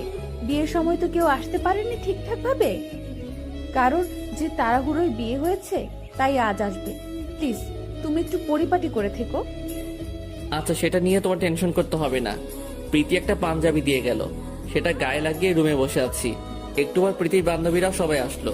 সবাই জানে প্রীতির হাজবেন্ডের কথা, কিভাবে কি হয়েছে সবটা জানে। এই চল, তোদেরকে আমার ছোট লোক হাজবেন্ডের পরিচয় করিয়ে দিই। কিন্তু সামিরা তো এখনো আসেনি। আচ্ছা সমস্যা নেই, সে আসলে না হয় তার সাথে আলাদাভাবে পরিচয় করিয়ে দেব। বান্ধবীদের নিয়ে নিজের রুমে আসলো আকাশের সাথে পরিচয় করে দিতে। বান্ধবীরা সবাই হাসাহাসি করছে আকাশকে দেখে। একজন তো বলেই ফেলেছে, ছোট লোক দুলাভাই কেমন আছেন? কথা শুনে মনটা ভরে গেল। ওদের হাবভাব দেখে বুঝতে বাকি রইলো না যে তারা আমার মজা উড়াতে এসেছে। জি আলহামদুলিল্লাহ ভালো। আপনি? হ্যাঁ ভালো, কিন্তু প্রীতি আমার একটা জিনিস মাথায় ঢুকছে না, তুই এমন ছেঁচড়াকে বিয়ে করলি কি করে? কপাল খারাপ হলে যা হয় আর কি। এমন ছেঁচড়ার সাথে বিয়ে বসার ইচ্ছে কি আমার ছিল নাকি? কারোর কথায় খারাপ লাগলো না, কারণ আসলে আমি ছেঁচড়া। কিন্তু প্রীতির কথা শুনে চোখটা লাল হয়ে গেল। মেয়েটা কি সারা জীবন আমাকে এইভাবেই অপমান করে যাবে? কখনো কি স্বামীর মর্যাদা দিবে না? লজ্জায় চোখ নিচের দিকে নামিয়ে রেখেছি। এমন সময় কেউ দরজায় টোকা দেয়। এই যে প্রীতি, আমি আসতে পারি? হ্যাঁ দোস্ত আয়। গলার আওয়াজ শুনে আমার কাছে পরিচিত মনে হলো। নজর উঠিয়ে ওনার দিকে তাকালাম। ওনাকে দেখে তো আমার চোখ জোড়া কপালে উঠে গেছে। আল্লাহ, এ তো আমার ছোট বোন সাফার ক্লাসমেট। সামিরা আমাকে অনেক আগে থেকে চেনে। ওকে আমি আমার ছোট বোনের মতোই দেখি, সেটা সমস্যা না। সমস্যা হচ্ছে আস্তে আস্তে আমার অতীতগুলো সামনে আসতে চলেছে। আল্লাহ জানে সামিরা আবার কিছু বলে দেয় কিনা। সে আমার ব্যাপারে সন্তুষ্ট জানে। এই সামিরা, এই হচ্ছে আমার ছেঁচড়া ও ছোট লোক হাজবেন্ড। প্রীতি, তোর কি মনে হচ্ছে না যে তুই একটু বেশি বেশি করছিস? কি রে, তোর আবার কি হলো? হঠাৎ এমন রিয়েক্ট করছিস? কিছুই হয়নি, তবে দরজায় অনেকটা সময় দাঁড়িয়ে দাঁড়িয়ে শুনলাম তোরা ওনাকে অপমান করছিস। প্রীতি শোন, সময় থাকতে জিনিসের মূল্য দেওয়া শিখে নে, না হয় পরে হাই হতাশা করবি। সামিরা বুঝলাম না, তুই হঠাৎ এই ছোট লোকটাকে নিয়ে এত পজিটিভ কথা বলছিস? তোর সাথে তো আমার ফোনে কথা হয়েছে যে আমি একটা ছ্যাঁচড়া ছোট লোককে বিয়ে করেছি, তখন তো কিছুই বলিসনি। কিন্তু এখন হঠাৎ কি হলো যে উল্টো গিলি? তখন কিছুই বলিনি, কারণ একটা মানুষকে না দেখে তো আর বিবেচনা করা যায় না। তাছাড়া তুই এখন ওনার স্ত্রী আর উনি তোর হাজব্যান্ড, সো সম্মানটা তোর থেকে আশা করাই যায়। মানা না মানে সেটা তোর ব্যাপার, কিন্তু লিগেলি তুই আর উনি হাজব্যান্ড ওয়াইফ। ও বুঝেছি, ছোট লোকটাকে দেখে তোর মায়া লেগে গেছে, তাই তুই কিছু বলতে পারছিস না। এত দরদ থাকলে নিজেই ওর গলায় ঝুলে পড়। প্রীতির কথা শুনে সে সহ বাকি বান্ধবীরাও সবাই হাসতে শুরু করে। শোন, সময়ের জায়গাটা উল্টো ঘুরবে। এখন হয়তো আমার কথাগুলো মজায় উড়াচ্ছিস, এমন একটা সময় আসবে যখন চার হাত পা একসাথে গুটিয়ে কান্না করলেও সময়টা আর ফিরে পাবি না। আর কি বললি, ওনাকে ছোট লোক? যার নামে পুরো শহর চলে, যার বাসার কাজের লোকও তোর বাবার চাইতে কয়েক গুণ বেশি কোটিপতি, তাকে বলছিস ছোট লোক? মানে কি বলছিস ঠিক বুঝলাম না। আল্লাহ, এখন তো ফেসে যাব। মেয়েটা আমার সমস্ত ইতিহাস ফাঁস করতে চলেছে। না, ওকে আটকানো দরকার। সে মানেটা কি সেটা বলতে যাবে, তার আগেই ওকে আটকে দিলাম। এই যে আপনি একটু চুপ থাকবেন প্লিজ? আপনি কি সব বলছেন উল্টাপাল্টা? প্লিজ চুপ করেন। সামিরা চুপ হয়ে গেল। কারণ সে আকাশের চোখে মিনতি লক্ষ্য করছে, চোখ দুটো মিনতি করছিল যেন কিছুই না বলে, তাই সেও চুপ হয়ে যায়। কি রে সামিরা, কথা বলছিস না যে? কথাগুলোর মানে কি? মানে টানে কিছু না, এখন বাদ দে এইসব কথা। আসছি কই একটু আনন্দ করব, তা না কি সব লাগিয়েছিস। আচ্ছা বল, এখন তোদের কি অবস্থা সবার? হ্যাঁ ভালোই আছি। টপিকটা বাদ দিলেও প্রীতির মাথার মধ্যে সামিরার কথাগুলো বারবার বাড়ি খাচ্ছে। কথাগুলো যেন তার ভিতরে কোনোভাবেই হজম হচ্ছে না। তোর যা হবে হোক। আচ্ছা আকাশ, তুমি একটু নিচে যাও, আমরা বান্ধবীরা সবাই একটু আড্ডা দিব। ওকে, তোমরা আড্ডা দাও, আমি নিচে যাচ্ছি। নিচে গিয়ে সোফায় বসে আছি, এমন সময় শাশুড়ি আম্মা এসে বললেন, বাবা, তুমি নিচে বসে আছো যে? আম্মু আসলে অনেকদিন পর ওর বান্ধবীরা এসেছে, একটু ভালো করে টাইম স্পেন্ড করুক, তাই আর কি নিচে নেমে এসেছি। সেটা কেমন কথা? তুমি ওর হাজব্যান্ড, তুমি থাকলে সমস্যা কি ছিল? না আম্মু, সমস্যা না, থাক না, বাদ দিন। ওকে, তোমাদের যা ভালো লাগে করো। আমি রহিমাকে দিয়ে চা পাঠিয়ে দিচ্ছি, বসে বসে চা খাও। তারপর তিনি চলে গেলেন। সোফায় বসে আছি আর একটু আগের কথা ভাবছি। মেয়েরা এক অদ্ভুত জাতি, নিজের প্রেস্টিজের জন্য নিজের জামাইকেও ছোট করতে দ্বিধাবোধ করে না। কিভাবে পারলো সে আমায় তার এতগুলো বান্ধবীর সামনে অপমান করতে? ভালোবাসায় তো কোনো কমতি রাখিনি, তাও কেন সে আমাকে উপহাস করে সব সময়? এসব নিয়ে ভাবছি, তখনই রহিমা এসে চা দিয়ে যায়। এই যে সাহেব, আপনার চা। চায়ের কাপটা রহিমার কাছ থেকে নিয়ে, আচ্ছা তুমি যাও। চা খাচ্ছি বসে বসে, এমন সময় শ্বশুর মশাই রুম থেকে বের হয়ে এদিকেই এগিয়ে আসে। কি খবর বাবা তোমার? এই তো ভালো, আপনার? হ্যাঁ, কোনো রকম চলছে, তবে প্রেশারটা একটু বেড়ে গেছে। আচ্ছা শুনো, তোমার সাথে আমার কিছু কথা ছিল। জি বলেন। আমি চাচ্ছিলাম আমার সমস্ত বিজনেস তুমি হ্যান্ডেল করবে। আমি সব তোমার নামে লিখে দিব, যতই হোক মেয়ের জামাই তো। আব্বু কি বলছেন এসব উল্টাপাল্টা? আমার কিচ্ছু চাই না, আপনি সমস্ত কিছু প্রীতির নামে করে দিন। আমি জানতাম তুমি এমনটাই বলবে, তাই তো তোমার উপরে আমি আমার মেয়ের দায়িত্ব চাপিয়ে দিয়েছি। আর শুনো, আমি সিরিয়াস, আমার মেয়েটা এখনো বড় হয় নাই, আর এত কিছু সে একা সামলাতেও পারবে না। তাই আমি ওর সাথে কথা বলে সমস্ত কিছু তোমার নামে উইল করে দিব। না আব্বু প্লিজ, আপনি এমনটা করবেন না। আপনি প্রীতির নামে লিখে দিন, এটা যদি উনি জানতে পারে তাহলে আমাকে ভুল বুঝবে। তুমি সেটা আমার উপরে ছেড়ে দাও, সে তোমাকে কিছুই বলবে না। ওকে যা বলার আমি বলবো, আর নিজেকে প্রিপেয়ার করো। এটা বলে শ্বশুর মশাই চলে গেলেন। কি হলো কিছুই মাথায় ঢুকছে না। এদিকে মেয়ের কাছে আমি ছোট লোক, তাই বলে সে পাত্তাও দেয় না। অন্যদিকে মেয়ের বাপ সম্পত্তি জামাই নামে উইল করার জন্য পাগল হয়ে যাচ্ছে। অনেকটা সময় নিচে সোফায় বসেছিলাম, কিন্তু আর ভালো লাগছে না, তাই রুমের দিকে হাঁটা ধরলাম। রুমের দরজার সামনে যেতেই সামিরার সামনাসামনি পড়লাম। ভাইয়া তুমি এখানে? আর তুমি যে প্রীতির বর, সেটা কখনোই ভাবতে পারিনি। হ্যাঁ রে, কি করব বল, এক রকমের ফেসে গেছি, তাই ওকে বিয়ে করেছি। কিন্তু তুমি কি জানো ওই দিকের অবস্থা কেমন? তোমার বাড়ির লোক এখনো তোমার পথ চেয়ে বসে আছে। কবে তুমি বাড়ি ফিরবে সেই ভরসা নিয়ে এখনো বসে আছে। কিন্তু তুমি সব ছেড়ে দিয়ে এখানে বসে আছো। ওদিকে তোমার বাবা মা চোখের জলে বান ভাসিয়ে দিচ্ছে। বিশেষ করে তাহিয়া রোজ কান্না করে তোমার জন্য, দেখা হলেই তোমার কথা বলে কান্না করে। প্লিজ তুমি বাড়ি ফিরে যাও। না রে বোন, এখন যাব না, সময় হয়নি এখনো। আমার সময় আসলে আমি বাড়ি ফিরে যাব। আর তাছাড়া বাবার চোখে আমি এখনো আগের মতোই আছি। আমাকে নিয়ে ওনার বিশ্বাসটা পরিবর্তন হোক, তখন বাড়ি ফিরবো। আচ্ছা বুঝলাম, কিন্তু কখন? প্লিজ বোন, আর কিছুটা সময় দে।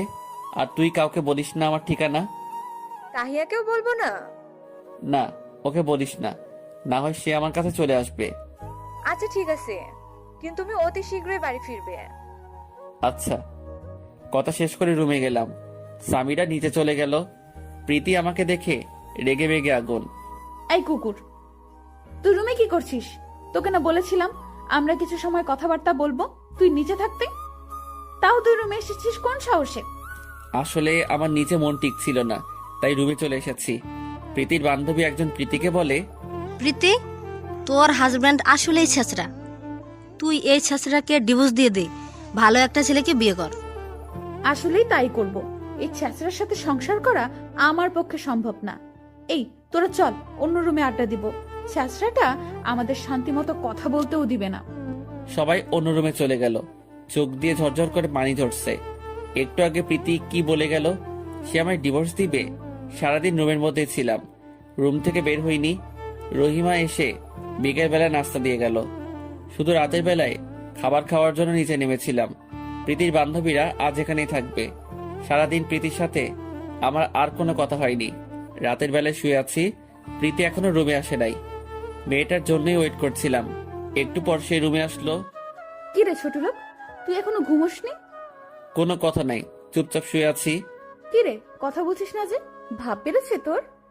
তাও কোনো উত্তর দেইনি। মেয়েটা আর কোনো কথা বলল না, চুপচাপ আমায় জড়িয়ে ধরে বুকের মধ্যে মুখ গুজে দিয়ে শুয়ে পড়ল। আজ কোনো টু শব্দ করিনি। করুক যেমন ইচ্ছা আমার সাথে ব্যবহার করুক, আমি তো খেলনার পুতুল, ব্যবহার করে ছুঁড়ে ফেলে দিবে। একটু পর খেয়াল করলাম মেয়েটার কোনো সারা শব্দ নাই, হয়তো ঘুমিয়ে গেছে। মেয়েটার চেহারার দিকে নজর পড়তেই চোখটা আবার ভিজে গেল, কারণ ওকে খুব ভালোবাসি আমি। সে আমায় ছেড়ে দিলে হয়তো জীবনটা শেষ হয়ে যাবে। চোখ দিয়ে অনবরত পানি ধরছে। হঠাৎ প্রীতি নড়ে উঠল। কি রে, তুই এখনো ঘুমোসনি? তাড়াতাড়ি করে চোখটা মুছে নিলাম, তবে প্রীতি হয়তো আমার চোখের পানি দেখে ফেলেছে। আসলে ঘুম আসছিল না। ঘুম আসছে না ভালো কথা, কিন্তু কান্না করছিস কেন? কই কান্না করছি? শোন, মিথ্যে বলে লাভ নাই, আমি দেখে ফেলেছি। আর কান্না করেও কোনো ফায়দা হবে না। তোকে আমি ডিভোর্স দিয়ে দেব। তোর মতো ছোট লোকের সাথে আমার যায় না। আজ বান্ধবীদের সাথে বড় গলায় কথা বলতে পারছি না, শুধু তোর জন্য।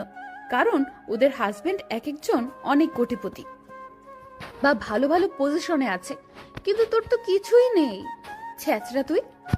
ওদের সামনে আমি ছোট হয়ে গেছি, আর ছোট হতে চাই না। তোকে ডিভোর্স দিয়ে অন্য একটা ছেলেকে বিয়ে করে নেব। ওদের চোখে আমি বড় হতে চাই। প্লিজ প্রীতি, তুমি আমায় ডিভোর্স দিও না। তোমায় খুব ভালোবেসে ফেলেছি আমি। তোমায় ছাড়া বেঁচে থাকার কোনো উৎস খুঁজে পাচ্ছি না আমি। এই ছোট লোক, ভালোবাসিস মানে কি? হ্যাঁ, তুই ভালোবাসিস বললেই কি হবে নাকি? তোর মতো কুকুরের বাচ্চাকে আমি কখনোই ভালোবাসবো না। তুই আমার যোগ্যই না।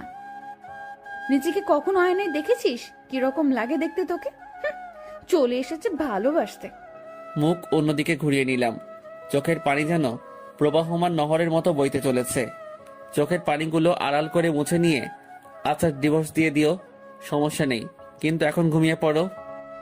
হ্যাঁ, ঘুমোচ্ছি, তুইও ঘুমিয়ে পড়। কোনো কথা বললাম না আর। প্রীতি ঘুমিয়ে গেছে, কিন্তু সারা রাত আমি আর ঘুমোতে পারিনি। খালি একটা কথাই বারবার মাথায় ঘুরছিল, টাকা পয়সা আর পজিশন। এই কয়েকটা জিনিস এইসব জায়গায় ম্যাটার করে। কেউ আসল মন দেখে না। একদম রাতের শেষ ভাগে চোখটা লেগে এসেছে। সকালবেলা ঘুম থেকে উঠে দেখি 10টা বাজে। প্রীতিও বিছানায় নাই, তার মানে আজ সে আমার আগে ঘুম থেকে উঠে পড়েছে। বিছানা ছেড়ে উঠে গেলাম। এক সেট কাপড় হাতে নিয়ে ওয়াশরুমের দিকে যাব ফ্রেশ হতে। ঠিক তখনই প্রীতি নিচতলা থেকে উঠে রুমে আসে। প্রীতির চোখ মুখ লাল হয়ে আছে, বোঝাই যাচ্ছে মেয়েটা কান্না করেছে। চোখের কোণে পানিও জমে আছে। এই প্রীতি, কি হয়েছে তোমার? কান্না করছো কেন? এই ছোট লোকের বাচ্চা, তোর জন্য সবটা হয়েছে। বলে ঠাস করে আকাশের গালের মধ্যে কষে একটা থাপ্পড় বসিয়ে দেয়। গালে হাত দিয়ে অবাক দৃষ্টিতে প্রীতির দিকে চেয়ে আছি। কি করলাম আমি? হুট করে এমন বিহেভ কেন করছে সে? আচ্ছা আমি কি করেছি? এই ছোট লোক, কি করেছিস তুই জানিস না? আমার বাপকে পটিয়ে রেখেছিস কেন তুই? তোকে ছাড়া দেখি কিচ্ছুই বোঝে না উনি। কি ধুল পড়িয়েছিস তুই আমার বাপকে, যে তোর নামে সবকিছু উইল করে দেবে? আমি কি জানি? সেটা তুমি তোমার আব্বুকে গিয়ে জিজ্ঞেস করো। এই ছোট লোক, আবার আমার মুখের উপর কথা বলিস? তোর জন্য হয়েছে সবটা। তুই আমার লাইফে আসার পর কোনো কিছুই আমার ঠিকঠাক যাচ্ছে না। নিজের বাবা পর্যন্ত সন্তানকে ছেড়ে তোর উপরে ভরসা করছে। কেন? আমার মধ্যে কিসের কমতি আছে যে আমি ওনার বিজনেসের দেখাশোনা করতে পারবো না? ভালোই তো প্ল্যান করে ফেলেছিস। শুরুতে আমার জীবনটা বরবাদ করলে, এখন আবার বাপকে পটিয়ে সমস্ত সম্পত্তি হাঁটানোর চিন্তা ভাবনা করেছিস। এই যে প্রীতি, মুখ সামলে কথা বলো। তোমার বাবার সম্পত্তির উপরে আমার কোনো লোভ নেই। উনি নিজ থেকে এসেই বলেছে তিনি সমস্ত কিছু আমার নামে উইল করে দেবে। এই হয়েছে, থাক। এখন আর সাধু সাজতে হবে না। আমি জানি তোর মতলব খারাপ। তুই বাবাকে বলে সমস্ত সম্পত্তি সবকিছু আমার নামে করে দিবি, আর না হয় তোর নামে করে সেটা তুই আমার নামে করে দিবি। ওকে ঠিক আছে, আমি সমস্ত কিছু তোমার নামই করে দিব। আর একটা কথা মাথায় রেখো, তোমার বাবার এই 2 টাকার সম্পত্তির উপরে আমার কোনো লোভ নেই। আমার যা আছে সেগুলো দিয়ে তোমার বাবার মতো 100টা প্রতিষ্ঠান দাঁড় করাতে পারবো। বলেই মুখে হাত দিয়ে ফেললাম। আল্লাহ, এটা কি বলে ফেললাম আমি? মুখ ফসকে নিজের অতীত সামনে নিয়ে আসতে চলেছি। বাহ ছোট লোক, তুই তো দেখছি গলাবাজি করতেও উস্তাদ। তোর যদি এত কিছুই থাকতো তাহলে তুই অন্যের ঘরে ঘর জামাই থাকতি না, আর মানুষের কৃপায়ও তোর দরকার পড়তো না। ছাগল কোথাকার। চুপ করে আছি, কি বলবো বলার ভাষা নাই। আচ্ছা, আমি সমস্ত কিছু তোমার নামে উইল করার ব্যবস্থা করছি। এবার প্লিজ আমাকে মুক্তি দাও, আমি গোসল করব। হ্যাঁ তাই করবি তুই। যা এবার, কার মরা গারবি কার। ওয়াশরুমে ঢুকে গেলাম ফ্রেশ হতে। পানির কলটা ছেড়ে দিয়ে মগ কেটে কেটে মাথায় পানি ঢালছি। আর ভাবছি, আল্লাহ, এটাই কি সেই বাচ্চা প্রীতি যাকে হসপিটালে এক দেখে ভালোবেসে ফেলেছিলাম? ওর ব্যবহার এতটা খারাপ, সেটা ভাবতেও আমার অবাক লাগছে। ওর কাছে কি আমার ভালোবাসার কোনো মূল্য নাই? না, এখন মনে হচ্ছে প্রীতির থেকে নিজেকে সরিয়ে নেওয়াটাই বেটার। কিন্তু ওকে ছাড়া থাকবো কি করে? না, সে যদি আমায় ছেড়ে দেয় তাহলে আমিও ওকে আর আটকাবো না। ফ্রেশ হয়ে নিচে গেলাম নাস্তা খাওয়ার জন্য। শাশুড়ি আম্মা নাস্তা পরিবেশন করছে। প্রীতির বান্ধবীরা চলে গেছে সকাল সকাল নাস্তা করে। নাস্তা করছি এমন সময় শ্বশুর মশাই বলল, আকাশ, তুমি নাস্তা শেষ করে আমার সাথে একটু দেখা করো রুমে। আচ্ছা। তারপর নাস্তা শেষ করে শ্বশুর মশাই রুমে গেলাম। ও, তুমি এসেছো? জি। আচ্ছা নাও, এখানে সমস্ত কিছু আসল ডকুমেন্ট আছে, তুমি সমস্তটা দেখে সাইন করে দাও। আর আজ থেকে সমস্ত কিছু তুমি দেখাশোনা করবে। চোখগুলো বড় বড় হয়ে আছে শ্বশুরের কথা শুনে। আচ্ছা, এগুলো কি প্রীতি নামে করলে হতো না? না, যদি সে ওই পরিমাণ যোগ্য হতো তাহলে আমি সমস্তটা ওর নামে লিখে দিতাম, কিন্তু সে যোগ্য না। চুপ করে আছি। তারপর সমস্তটা একবার দেখে নিয়ে সাইন করে দিলাম। তাহলে বলো, কবে থেকে অফিসে জয়েন করছো? আমাকে 1 সপ্তাহ সময় দিন, তারপর থেকে জয়েন করব। আচ্ছা ঠিক আছে। তারপর রুমে চলে গেলাম। একটু পর প্রীতি কথা দেখে যেন রুমে আসলো। এই সমস্ত কিছু তোর নামে করে দিয়েছে, এখন তুই আমার নামে কবে করে দিবি? 3 দিনের মধ্যে সমস্ত কিছু তোমার নামে উইল করে দিব। ওকে ঠিক আছে, কিন্তু যা করবি তাড়াতাড়ি করবি, কারণ তোকে তার পরপরই ডিভোর্স দিয়ে দিব। কতটা স্বার্থপর হলে এমনভাবে কথা বলতে পারে? থাক, ওর বাবার সম্পত্তির উপরে আমার কোনো লোভ নেই। এভাবে দিন চলতে লাগলো। সারাদিন রুমের মধ্যে থাকি, প্রীতির সাথে প্রয়োজন ছাড়া কোনো কথা বলি না। তবে একটা জিনিস ঠিক আছে, আমরা কেউ কারোর সাথে কথা না বললেও সে রাতে ঘুমানোর সময় এসে আমায় ঠিকই জড়িয়ে ধরবে। আমারও কেন জানি অভ্যাস হয়ে গেছে, মেয়েটা আমায় জড়িয়ে না ধরলে ঘুমিয়ে আসতে চায় না। অন্যদিকে আবার উকিলের সাথে কথা বলে রেখেছি। এভাবে 2 দিন চলে গেল। 3 দিনের মাথায় উকিল ফোন দিয়ে বলল, উকিলের থেকে স্ট্যাম্প আনলাম এবং সম্পত্তি প্রীতির নামে উইল করে দিব। তাই আবার নতুন করে কাগজ রেডি করলাম। তারপর প্রীতিকে ডেকে সবটা ওর নামে লিখে দিয়েছি। এবার খুশি তো? হ্যাঁ, তবে কিছুটা অসন্তুষ্ট, কারণ আমি একজন উকিলের সাথে কথা বলেছি ডিভোর্সের ব্যাপারে। সে নাকি 1 সপ্তাহ পর আসবে, কোথায় জানি কাজে গিয়েছে। ভেবেছিলাম সম্পত্তিগুলো নিচের নামে করিয়ে নিয়ে তোকে ডিভোর্স দিয়ে দিব, কিন্তু আমার আরো 1 সপ্তাহ কষ্ট করতে হবে। ও আচ্ছা, সমস্যাই নেই, মাত্র একটা সাপ্লাই তো, দেখতে দেখতে চলে যাবে। আচ্ছা থাকো, আমি একটু ছাদে যাব। বলেই ছাদে চলে আসলাম। প্রীতি কতটা নির্দয়বান সেটা ভাবতে কষ্ট লাগছে। চোখ দিয়ে ঝরঝর করে পানি ঝরে পড়ছে। আর অল্প সময় থাকলেই হয়তো কেঁদে ফেলতাম ওর সামনে, তাই তাড়াহুড়ো করে ছাদে চলে এসেছি। দেখতে দেখতে 1 সপ্তাহ কেটে গেল। প্রীতি উকিল থেকে ডিভোর্স পেপার নিয়ে এসে আমার মুখের উপর ছুঁড়ে মারে। এনে ধর, আমি সাইন করে দিয়েছি, তুই এটাতে সাইন করে দিলেই আমাদের ডিভোর্স হয়ে যাবে। আচ্ছা, আমি সাইন করে দিব। আর শোন, তোকে যেন এই বাড়িতে না দেখি। বাবাকে যা বলার আমি বলবো। তুই যাওয়ার আগে ওদের কারোর সাথেই দেখা করবি না। আচ্ছা। অনেক ছাঁচড়ামি করেছিস ফকির কোথাকার। নিজের তো ক্ষমতা নেই, মানুষের ঘাড়ের উপরে চড়ে বসিস। পারলে নিজের থেকে কিছু করে দেখা। কিছুই বললাম না, শুধু শুনে গেলাম। বলে যাও, কারণ এখন তোমার সময়। ডিভোর্স পেপারটা হাতে নিয়ে ঘর ছেড়ে চলে আসলাম। চোখের পানি দিয়ে পুরো শার্ট ভিজে গেছে। আসার সময় বাসার কাউকে কিছু বলিনি, চলে গেলাম আবার নিজের দুনিয়ায়। অন্যদিকে প্রীতির আব্বু প্রীতিকে জিজ্ঞেস করে, কিরে মা, আকাশ কোথায়? আব্বু, চিটারটা পালিয়ে গেছে। পালিয়ে গেছে মানে? কি বলছিস উল্টাপাল্টা? হ্যাঁ বাবা, ঠিকই বলছি। সে তোমার কাছে ভালো সেজে তোমার সমস্ত সম্পত্তি হাতিয়ে নিয়ে চলে যেতে চেয়েছিল, কিন্তু আমার জন্য তা পারেনি। রোজ রাতে আমায় মারতো সে তোমার সম্পত্তির জন্য। বলতো তোর বাবার সব সম্পত্তি নিয়ে তোকে ছেড়ে দিব। মা, তুই এসব বলিসনি কেন আমাদের? ছি, ওর ভেতরে এতটা হারামিপনা ছিল, আমরা ভাবতেও ঘৃণা হচ্ছে। কিভাবে বলবো বাবা? তুমি যে কসম দিয়ে ওর সাথে আমার বিয়ে দিয়েছো, তার উপর সে আমায় বলেছে তোমাদের কিছু বললে সে তোমাদেরকে মেরে ফেলবে। বাবা, তাই ভয়ে বলিনি। আর আমি চাই না তোমরা এটা জানো যে তোমাদের মেয়ে সুখে নাই, এতে তোমাদেরই কষ্ট হবে। মারে, তুই আমাকে আগে বলতি একটু করে জাস্ট, তাহলে ওর 12টা বাজিয়ে দিতাম আমি। আর তাহলে এখন কি সে আমাদের সমস্ত সম্পত্তি হাতিয়ে নিয়ে চলে গেছে? না বাবা, তা পারিনি। আমি কৌশলে ওর কাছ থেকে সমস্ত সম্পত্তি আমার নামে করে ফেলেছি, সে বুঝতেও পারেনি। সাব্বাস, এ না হলে আমার মেয়ে। হ্যাঁ তাই তো, আমার গর্ব তুই। দুনিয়া কেমন আজীব, আকাশে কোনো দোষ নেই অথচ তাকে উল্টো ফাঁসিয়ে দিল। কিন্তু সমস্তটা করেছে প্রীতি। দিন গড়িয়ে রাত হলো, প্রীতি এখন খুশিতে আত্মহারা, কিন্তু বিপদে বাঁধলো রাতে। সে এখন ঘুমাবে কি করে, কাকে জড়িয়ে ধরে ঘুমাবে? ছোট লোকটাকে তো বাসা থেকে তাড়িয়ে দিয়েছে, মনটা খারাপ হয়ে গেল একদম। কি করবে সে ভেবে পাচ্ছে না। রাতের বেলা 1 সেকেন্ডের জন্য তার ঘুম আসেনি। সারা রাত ছোট লোকটার কথা মনে পড়েছে ওর। ইচ্ছে করছে সে যেখানে আছে সেখানে গিয়ে ওকে জড়িয়ে ধরে ঘুমাতে। ওর বুক ছাড়া যে ওর ঘুম আসে না, খুব ইচ্ছে করছে আকাশকে জড়িয়ে ধরে ঘুমাতে, কিন্তু আফসোস সে চলে গেছে। কেমন যেন একটা চাপা কষ্ট অনুভব হচ্ছে, কিন্তু কেন হচ্ছে সেটা সে নিজেও জানে না।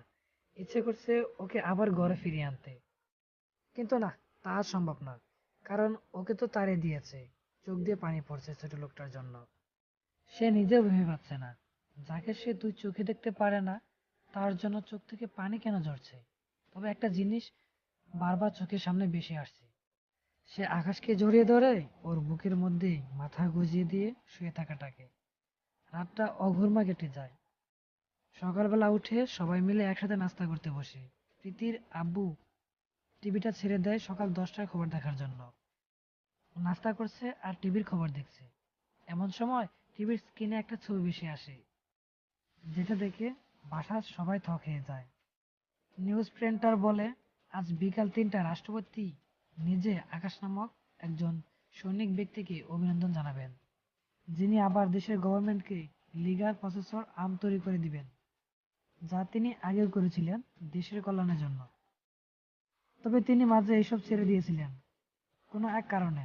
তিনি আবার সরকারের সাথে চুক্তিবদ্ধ হয়েছেন, যাতে করে অন্য দেশের কাছে মাথা নত করতে না হয় আমাদের দেশের সরকারকে। সরকার তার সামর্থ্যার্থে 200 বিলিয়ন টাকা উপহার দিবেন। স্যালুট জানাই আকাশ মাহমুদকে। দেশের জন্য হয়ে কাজ করবেন এমন সন্তান সবার ঘরে ঘরে জন্ম নিক, সেই প্রত্যাশাই করছি। প্রীতির বাবা তো কপালে হাত দিয়ে ফেলে এমন নিউজ শুনে। প্রীতির চোখও বড় বড় হয়ে যায়। তার মানে সে ঠিক কথাই বলেছিল, আমার বাবার মতো 100টা প্রতিষ্ঠান সে দাঁড় করাতে পারবে, তার এমন ক্ষমতা আছে। সমস্ত নিউজ চ্যানেলে একই খবর প্রচার হচ্ছে। প্রীতির যেন বিশ্বাসই হচ্ছে না। একটু আগে নিউজ প্রিন্টারে যা বললো তার কাছে সমস্তটাই স্বপ্ন মনে হচ্ছে। অন্যদিকে প্রীতির বাবার যেন কোনো দিকেই হিসেব মিলছে না। আকাশের এত কিছু থাকার পরেও সে আমার সম্পত্তি লোভ করলো কেন? তার তো কোনো কিছুর অভাব নেই, কথাটা যেন হজম হচ্ছে না। যার কাছে কোটি কোটি টাকার সম্পদ, সে আমার অল্প টাকার সম্পত্তির লোভ করবে? জিনিসটা যেন বেমানান।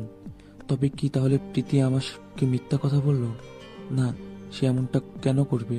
সে আমার মেয়ে, ও কখনোই এমনটা করবে না। তবে আকাশের বিষয়টাও নজর আন্দাজ করতে পারছি না। না, এর পেছনে আসল কাহিনী কি সেটা আমায় খুঁজে বের করতে হবে। প্রীতি নিজেকে 4 দেওয়ালের মাঝে বন্দি করে রেখেছে, তার যেন কিছুই ভালো লাগছে না। কেমন যেন ঘোলাটে হয়ে গেছে সমস্ত কিছু। পিছনে কি ঘটেছে তার যেন কিছু মাথাতেই কাজ করছে না। ঠিক করেছে কি ভুল তার কাছে উত্তর জানা নেই। 3টা বাজতে চলেছে। দেশের গণ্যমান্য ব্যক্তিরা সবাই একটা মজলিসে একত্রে হয়। বাংলাদেশ বর্ডার গার্ড হতে শুরু করে প্রশাসনিক আরো অনেক সিনিয়র কর্মকর্তারা সেখানে রয়েছে। বিশেষ করে রয়েছেন রাষ্ট্রপতি। তিনি আকাশকে অভিনন্দন জানানোর জন্য একগুচ্ছ ফুলের তোড়া নিয়ে সকলের সামনে আকাশের হাতে তুলে দেন। রাষ্ট্রপতি স্পিকার হাতে নিয়ে দু একটা কথা বলে সকলের সামনে, পরে আকাশের হাতে স্পিকার তুলে দেয়। আসলে কি বলবো নিজেরও জানা নেই, তবে এটুকুই বলবো দেশের জন্য আবার কাজ করতে পেরে নিজেকে গর্বিত মনে হচ্ছে। আগেও দেশের জন্য কাজ করেছি, তবে কোনো এক কারণে এই সব থেকে নিজেকে দূরে সরিয়ে নিয়ে গিয়েছিলাম। কিন্তু পরে অনুভব করলাম, না, উপরওয়ালা যেহেতু মেধা দিয়েছে তাহলে সেটাকে কোনো কাজে না খাটিয়ে নষ্ট কেন করব। তাই আবার নেমে পড়লাম দেশের কল্যাণে। সবাই আমার জন্য দোয়া করবেন। বলে স্টেজ থেকে নামতে যাবে, ঠিক তখনই দুইটা পরিচিত মুখ সামনে পড়ে। নিজের চোখকে বিশ্বাস করতে পারছি না। মানুষগুলো যে আমার চোখের সামনে। মাথাটা নিচু করে দাঁড়িয়ে আছি। কেউ একজন মায়াভরা কণ্ঠে, প্রীতি এখনো নিজেকে 4 দেওয়ালের মাঝে বন্দি করে রেখেছে। কারোর সাথে কথা বলছে না, ঠিকমতো খাবারও খাচ্ছে না। তার শুধু একটা জিনিস ভেবেই মাথা ফেটে যাচ্ছে যে সে কি আকাশের সাথে যা করেছে তা কি ঠিকটা ভুল। প্রীতির আব্বু আম্মু অনেক ডাকাডাকি করে, কিন্তু প্রীতি দরজা খুলে না। সে দরজা বন্ধ করে বসে আছে ভিতর থেকে। তিনারা না পারতে সামিরাকে ডেকে আনে। সামিরা দরজা খুলতে বললে হয়তো খুলবে, কারণ প্রীতির সবচাইতে কাছের বন্ধ হচ্ছে সামিরা। এই প্রীতি, দরজা খোল, আমি সামিরা। প্রীতি প্লিজ দরজাটা খোল, তোর সাথে আমার কথা আছে। বাবা, তোমরা কেউ আমার রুমে আসবে না। সামিরা, তুই ভেতরে ঢুক। আচ্ছা তোর কি হয়েছে প্রীতি? জানি না রে আমার কি হয়েছে। তুই নাকি আজ সারাদিন নিজেকে ঘরবন্দি করে রেখেছিস, খাওয়া দাওয়া ঠিক মতো করিসনি। কি হয়েছে আমায় বল তুই। আসলে একটা প্রশ্নের উত্তর আমি কোনোভাবেই মিলাতে পারছি না। কি প্রশ্ন? আমি কি আকাশের সাথে ঠিক করেছি নাকি ভুল? ওর সাথে খারাপ ব্যবহার করা কি আমার আদৌ উচিত ছিল নাকি ছিল না? এসব প্রশ্ন আমার ভেতরটাকে শেষ করে দিচ্ছে। তবে একটা জিনিস, ওর জন্য আমার জীবন থেকে সব কিছুর মাইনে হারিয়ে ফেলেছিলাম।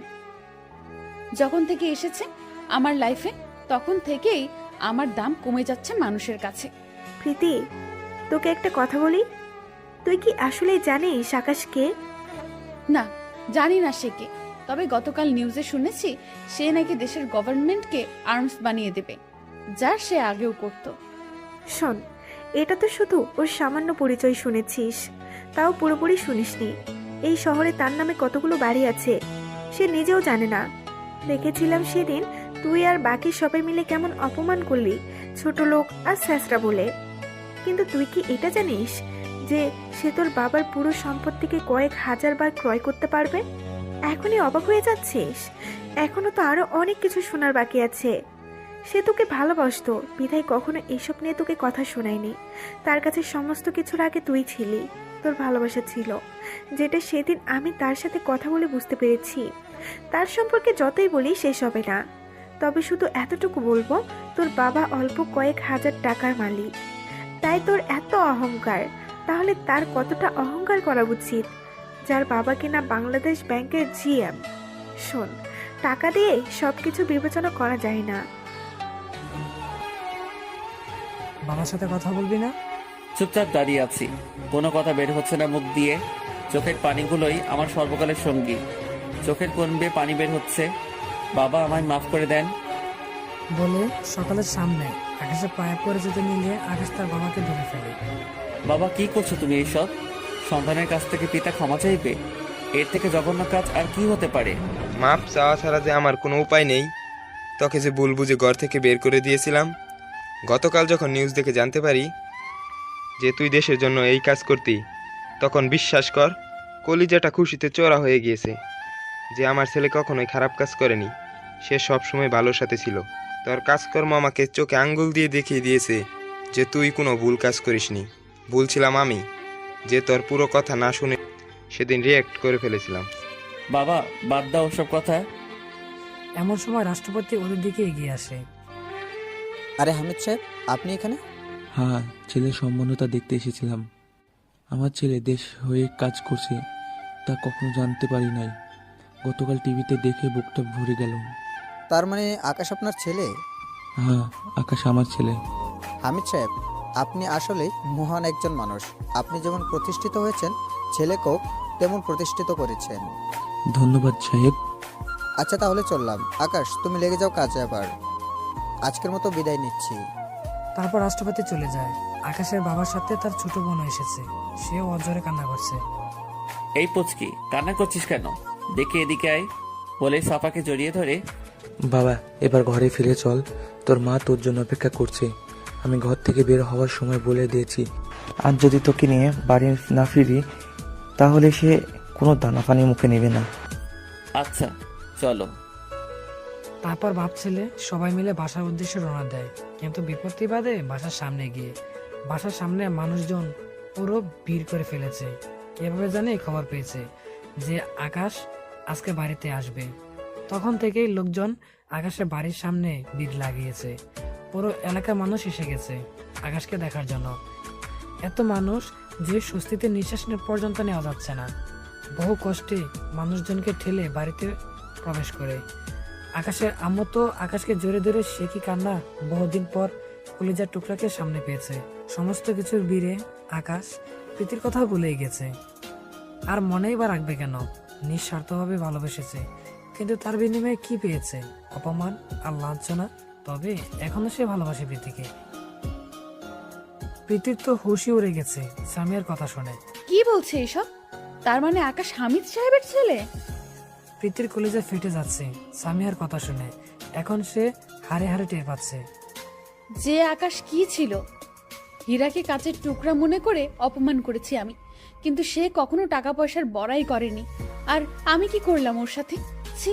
কিন্তু সামিরা, তুই এগুলো জানিস কি করে? কারণ আমি সাফার বান্ধবী, যে কিনা আকাশের ছোট বোন। ওর পরিবার সম্পর্কে আমি জানি না এমন কিছু নাই। তাহলে তুই আমাকে আগে বলিসনি কেন? বলে কি হবে? ভালো যদি বাসার এই হতো তাহলে এমন ধারা আচরণ করতি না। তাছাড়া ভাই আমাকে বারণ করেছে। প্রীতি শব্দ করে কান্না করে দেয়। আচ্ছা হয়েছে, এখন আর কেঁদে কোনো ফায়দা নাই। উঠে গিয়ে ফ্রেশ হয়ে নে, তারপর খেয়ে নিস। আমি চললাম, অনেকটা সময় হয়েছে আমি এসেছি। যাওয়া দরকার এখন আমার। সামিয়ারা চলে যায়। প্রীতির মুখে পানি ছিটা দিয়ে রুম থেকে বের হয়ে আসে। রুম থেকে বের হয়ে এসে দেখে তার বাবার সামনে দাঁড়িয়ে আছে।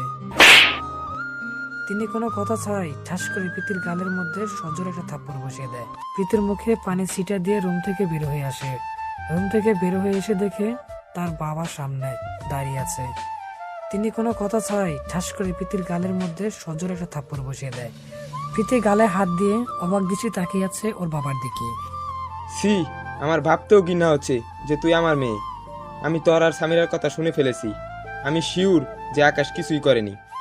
তুই কিছু একটা করেছিস, যার ফলে সে চলে গিয়েছে। কি করেছিস সত্যি করে বল, না হয় কিন্তু ভুলে যাব যে তুই আমার মেয়ে।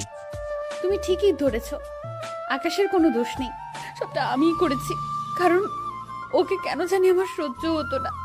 ওর জন্য সবার কাছে আমি ছোট হয়ে যাচ্ছিলাম দিন দিন। তোমরাও ওকে আমার থেকে বেশি গুরুত্ব দিচ্ছিলে। যেখানে তোমার সম্পত্তি আমি পাওয়ার কথা, সেখানে তুমি তার নামে করে দিয়েছো। এসব আমি মানতে পারছিলাম না, তাই ওকে ডিভোর্স দিয়ে সমস্ত কিছু নিজের নামে করে নিয়েছি। আর তোমাদের মিথ্যে বলেছি যে সে সমস্ত সম্পত্তি হাতিয়ে নিতে চায়। প্রীতি, তুই কতটা নিকৃষ্ট হলে এমন দ্বারা কাজ করতে পারিস? তোকে তো নিজের মেয়ে ভাবতেও আমার ঘৃণা হচ্ছে। যেই ছেলে চাইলে আমাদের থেকে আরো বহু উঁচু ফ্যামিলির মেয়ে বিয়ে করতে পারতো, সে তা না করে শুধু আমার কথায় তোকে বিয়ে করতে রাজি হয়ে গেছে। সেই ছেলের সাথে তুই এমন দ্বারা আচরণ করলি। আরে ওর কথা না হয় বাদই দিলাম, কিন্তু ওর বাবার যে একটা ভালো নাম ডাক আছে, যে বাংলাদেশ ব্যাংকের জিএম, তোর বাবার তো সেটাও নাই। তুই এমন একটা সোনার টুকরো ছেলেকে ঠকাইলি। শুনে রাখ, তোকে একটা কথা বলে রাখি, তোর কপালে সুখ নাই। তোর অনেক পস্তাতে হবে তোর কৃতকর্মের জন্য। আর আজ থেকে আমি ভুলে যাব যে প্রীতি নামক আমার কোনো মেয়ে ছিল। তিনি এটা বলে প্রীতি রুম থেকে বের হয়ে আসে। হাউমাউ করে কান্না করে দেয় প্রীতি ওর বাবার কথা শুনে। কিন্তু তার ভিতরটা কেমন যেন হয়ে আছে। সবাই ওর থেকে আকাশকে বেশি পাত্তা দিচ্ছিল, তাই সে এমন ধারা কর্মকাণ্ড করে ফেলেছে। আবার ভিতরে এটাও কাজ করছে যে এত টাকা পয়সা মালিক হওয়ার পরও ও কখনো তা নিয়ে বড়াই করেনি। আল্লাহ, এখন আমি কি করব? আমার যে কোনো কিছুই মাথায় কাজ করছে না।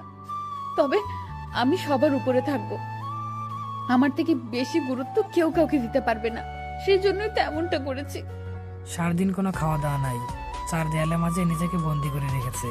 বিছানায় শুয়ে এপাশ ওপাশ করেছে, কিন্তু ঘুম আসছে না। চোখ থেকে ঘুম নামক শব্দটা যেন উধাও হয়ে গিয়েছে। তখনই তার চোখের সামনে বেশি উঠছে যে সে আকাশকে জড়িয়ে ধরে ওর বুকের মধ্যে মাথা গুজে দিয়ে শুয়ে আছে। তার খুব ইচ্ছা করছে আকাশকে জড়িয়ে ধরে ঘুমিয়ে যেতে। কখন যে লোকটাকে জড়িয়ে ধরার মতো বদ অভ্যাস হয়ে গেছে সে নিজেও জানে না।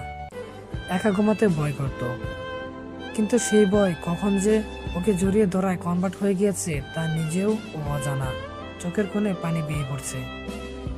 নিজেকে নিজেই প্রশ্ন করলাম, আচ্ছা লোকটা কি আমি চাই? ওকে ছাড়া যে কোনো কিছুতেই শান্তি পাচ্ছি না, তার মানে ওকে চাই আমার। হ্যাঁ, আমি কাল সকালেই ওর কাছে ফিরে যাব, কিন্তু সে কি আমায় মেনে নেবে? আবার কি সে আগের মতন করে ভালোবাসবে? কলিজাটা ছিঁড়ে যাচ্ছে একদম মানুষটার জন্য। যত যাই হোক, এবার আর মানুষটাকে কোনো কষ্ট দেব না, মানুষটাকে নিজের করে আগলে রাখবো। মানুষটার বুকের মধ্যেই যে আমার শেষ ঠিকানা, মরে গেলেও মানুষটার বুকের মধ্যে মাথা রেখে মরতে চাই। এসব ভাবতে ভাবতে কখন যে বোর হয়ে গেছে সে নিজেও জানে না। তারপর সে উজু করে সোজা জায়নামাজ নিয়ে রবের হাজিরা দিতে বসে যায়। নামাজ শেষ করে খোদার কাছে একটাই আবদার করে, আল্লাহ, আকাশকে তুমি আমার কাছে ফিরিয়ে দাও। লোকটাকে যে নিজের অজান্তে ভালোবেসে ফেলেছি। তারপর রেডি হয়ে নেয়। একটা কাগজে ছোট করে 2 শব্দের একটা ওয়ার্ড লিখে ডাইনিং টেবিলের উপরে রেখে সে ঘর থেকে বের হয়ে পড়ে। সামিয়াকে ফোন দিয়ে সাথে নিয়ে নেয়। সকালবেলায় প্রীতির আম্মু নাস্তা বানিয়ে ডাইনিং টেবিলের উপর সাজিয়ে রাখবে, এমন সময় একটা সাদা কাগজ চোখে পড়ে। তখন তিনি সেটা হাতে নিয়ে তুলে দেখে, মা, আমি আকাশের কাছে যাচ্ছি, জানি না সে আমায় মেনে নেবে কিনা। যদি মেনে নেয় তাহলে ওর সাথেই ঘরে ফিরবো, আর যদি না মেনে নেয় তাহলে এই মুখ আর কাউকে কখনো দেখাবো না, দূরে কোথাও চলে যাব। এমন কিছু দেখতে পেয়ে প্রীতির আম্মু দৌড়ে গিয়ে প্রীতির আব্বুকে কাগজটা দেখায়। প্রীতির আব্বু কি বলবে ভেবে পাচ্ছে না। মেয়ে যা করেছে, তারপর ভালো খারাপ আর কিছুই মাথায় আসছে না। এই প্রীতির বাবা, কি হয়েছে?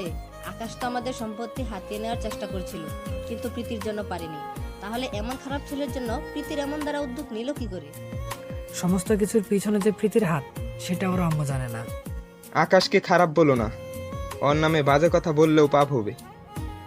এসব কিছুর পিছনে তোমার মেয়ের হাত ছিল, আকাশে কোনো দোষ নেই। মানে কি বলছো এসব? হ্যাঁ, ঠিকই বলেছি। প্রীতির সম্পর্কে এমন কিছু শুনতে পাবে তিনি কল্পনা করতে পারেননি। কিন্তু এখন মেয়ে যে ওর কাছে চলে গিয়েছে, সে যদি মেনে না নেয় তাহলে তো মেয়েটা উল্টাপাল্টা কিছু করে বসবে। জানি না আমি কিছু তোমার মেয়ের ব্যাপারে, তবে এতটুকু জানি তোমার মেয়ের শিক্ষা হওয়া উচিত। অন্যদিকে আকাশের রাতে ঘুম হয়নি। সে মেয়েটাকে নিজের জীবনে থেকেও বেশি ভালোবেসে ফেলেছে, কিন্তু মেয়েটা তার ভালোবাসা মূল্য এভাবে দিবে সেটা ভাবতেই তার কলিজা ফেটে যাচ্ছে। না, আর ভালোবাসবো না আমি তোমাকে প্রীতি। যতটা ভালোবাসতাম এখন তার থেকে কয়েক গুণ বেশি ঘৃণা করব। আকাশের পরিবারের সবাই মিলে একত্রে নাস্তা করতে বসে সকালবেলা। এমন সময় কে একজন বাসায় কলিং বেল বাজায়। সাফা, একটু দেখতো কে এসেছে। আচ্ছা আম্মু, দেখছি। সে দরজা খুলে দেখতে পায় একটা মেয়ে দাঁড়িয়ে আছে। এই যে, কে আপনি? প্লিজ আকাশকে একটু ডেকে দাও, আমি ওর সাথে কথা বলবো। সাফা, কে এসেছে? আম্মু, চিনি না আমি। একটা মেয়ে এসেছে, বলছি ভাইয়াকে ডেকে দিতে। ওকে, দাঁড়াও আম্মু, আমি দেখছি কে আবার এত সকাল সকাল আমার খোঁজ করতে এসেছে। বলেই দরজার কাছে গিয়ে প্রীতিকে দেখে তো চোখ জোড়া কপালে উঠে গিয়েছে। ভাইয়া, কে এই মেয়ে? চিনি না আমি, কেই মেয়ে, ওকে চলে যেতে বল। বলে হেঁটে চলে আসতে যাব, ঠিক তখনই প্রীতি পিছন থেকে পা দুটো ঝাপটে ধরে। প্লিজ আকাশ, তুমি আমায় মাফ করে দাও। এই মেয়ে, পা ছাড়ো। না, আমি পা ছাড়বো না, তুমি আগে বলো আমায় মাফ করে দিয়েছো। এই মেয়ে, পা ছাড়তে বলেছি না। বলে ঝাটকা দিয়ে প্রীতির থেকে পা ছাড়িয়ে নিলাম। প্রচন্ড রাগ হচ্ছিল। কি সমস্যা তোর? হ্যাঁ, এখানে কেন এসেছিস? এত অপমান করার পরেও কি মন ভরেনি, নাকি আরো বাকি আছে অপমান করা? প্লিজ আমায় ভুল বোঝো না। রাগ তোর অনুতপ্ত তোর কাছে, তোর মতো মেয়ের দরকার নেই আমার। আকাশ কি রে, কি হয়েছে? কে এই মেয়ে? বলে আকাশের আম্মু ডাইনিং টেবিল ছেড়ে উঠে আসে। আম্মু হবে কেউ, প্লিজ ওকে চলে যেতে বলো, না হয় আমি কিন্তু এখন ওকে ঘাট ধাক্কা দিয়ে ঘর থেকে বের করে দিব। আরে বাবা, তুই এত রাখছিস কেন? এই মেয়ে কে তুমি?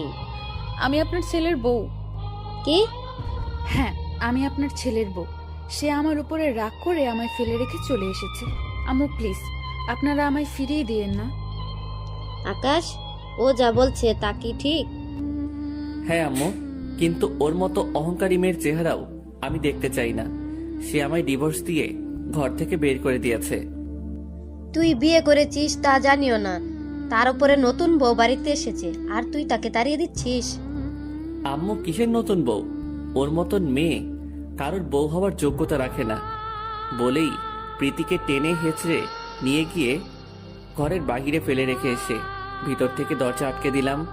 প্রীতি মাটির উপরে বসে ছোট বাচ্চার মতো নাক টেনে টেনে কান্না করছে আর বলছে, আকাশ, আমার ভুল হয়ে গিয়েছে, প্লিজ আমায় মাফ করে দাও। আমি আর কোনো দিন এমন আচরণ করব না তোমার সাথে।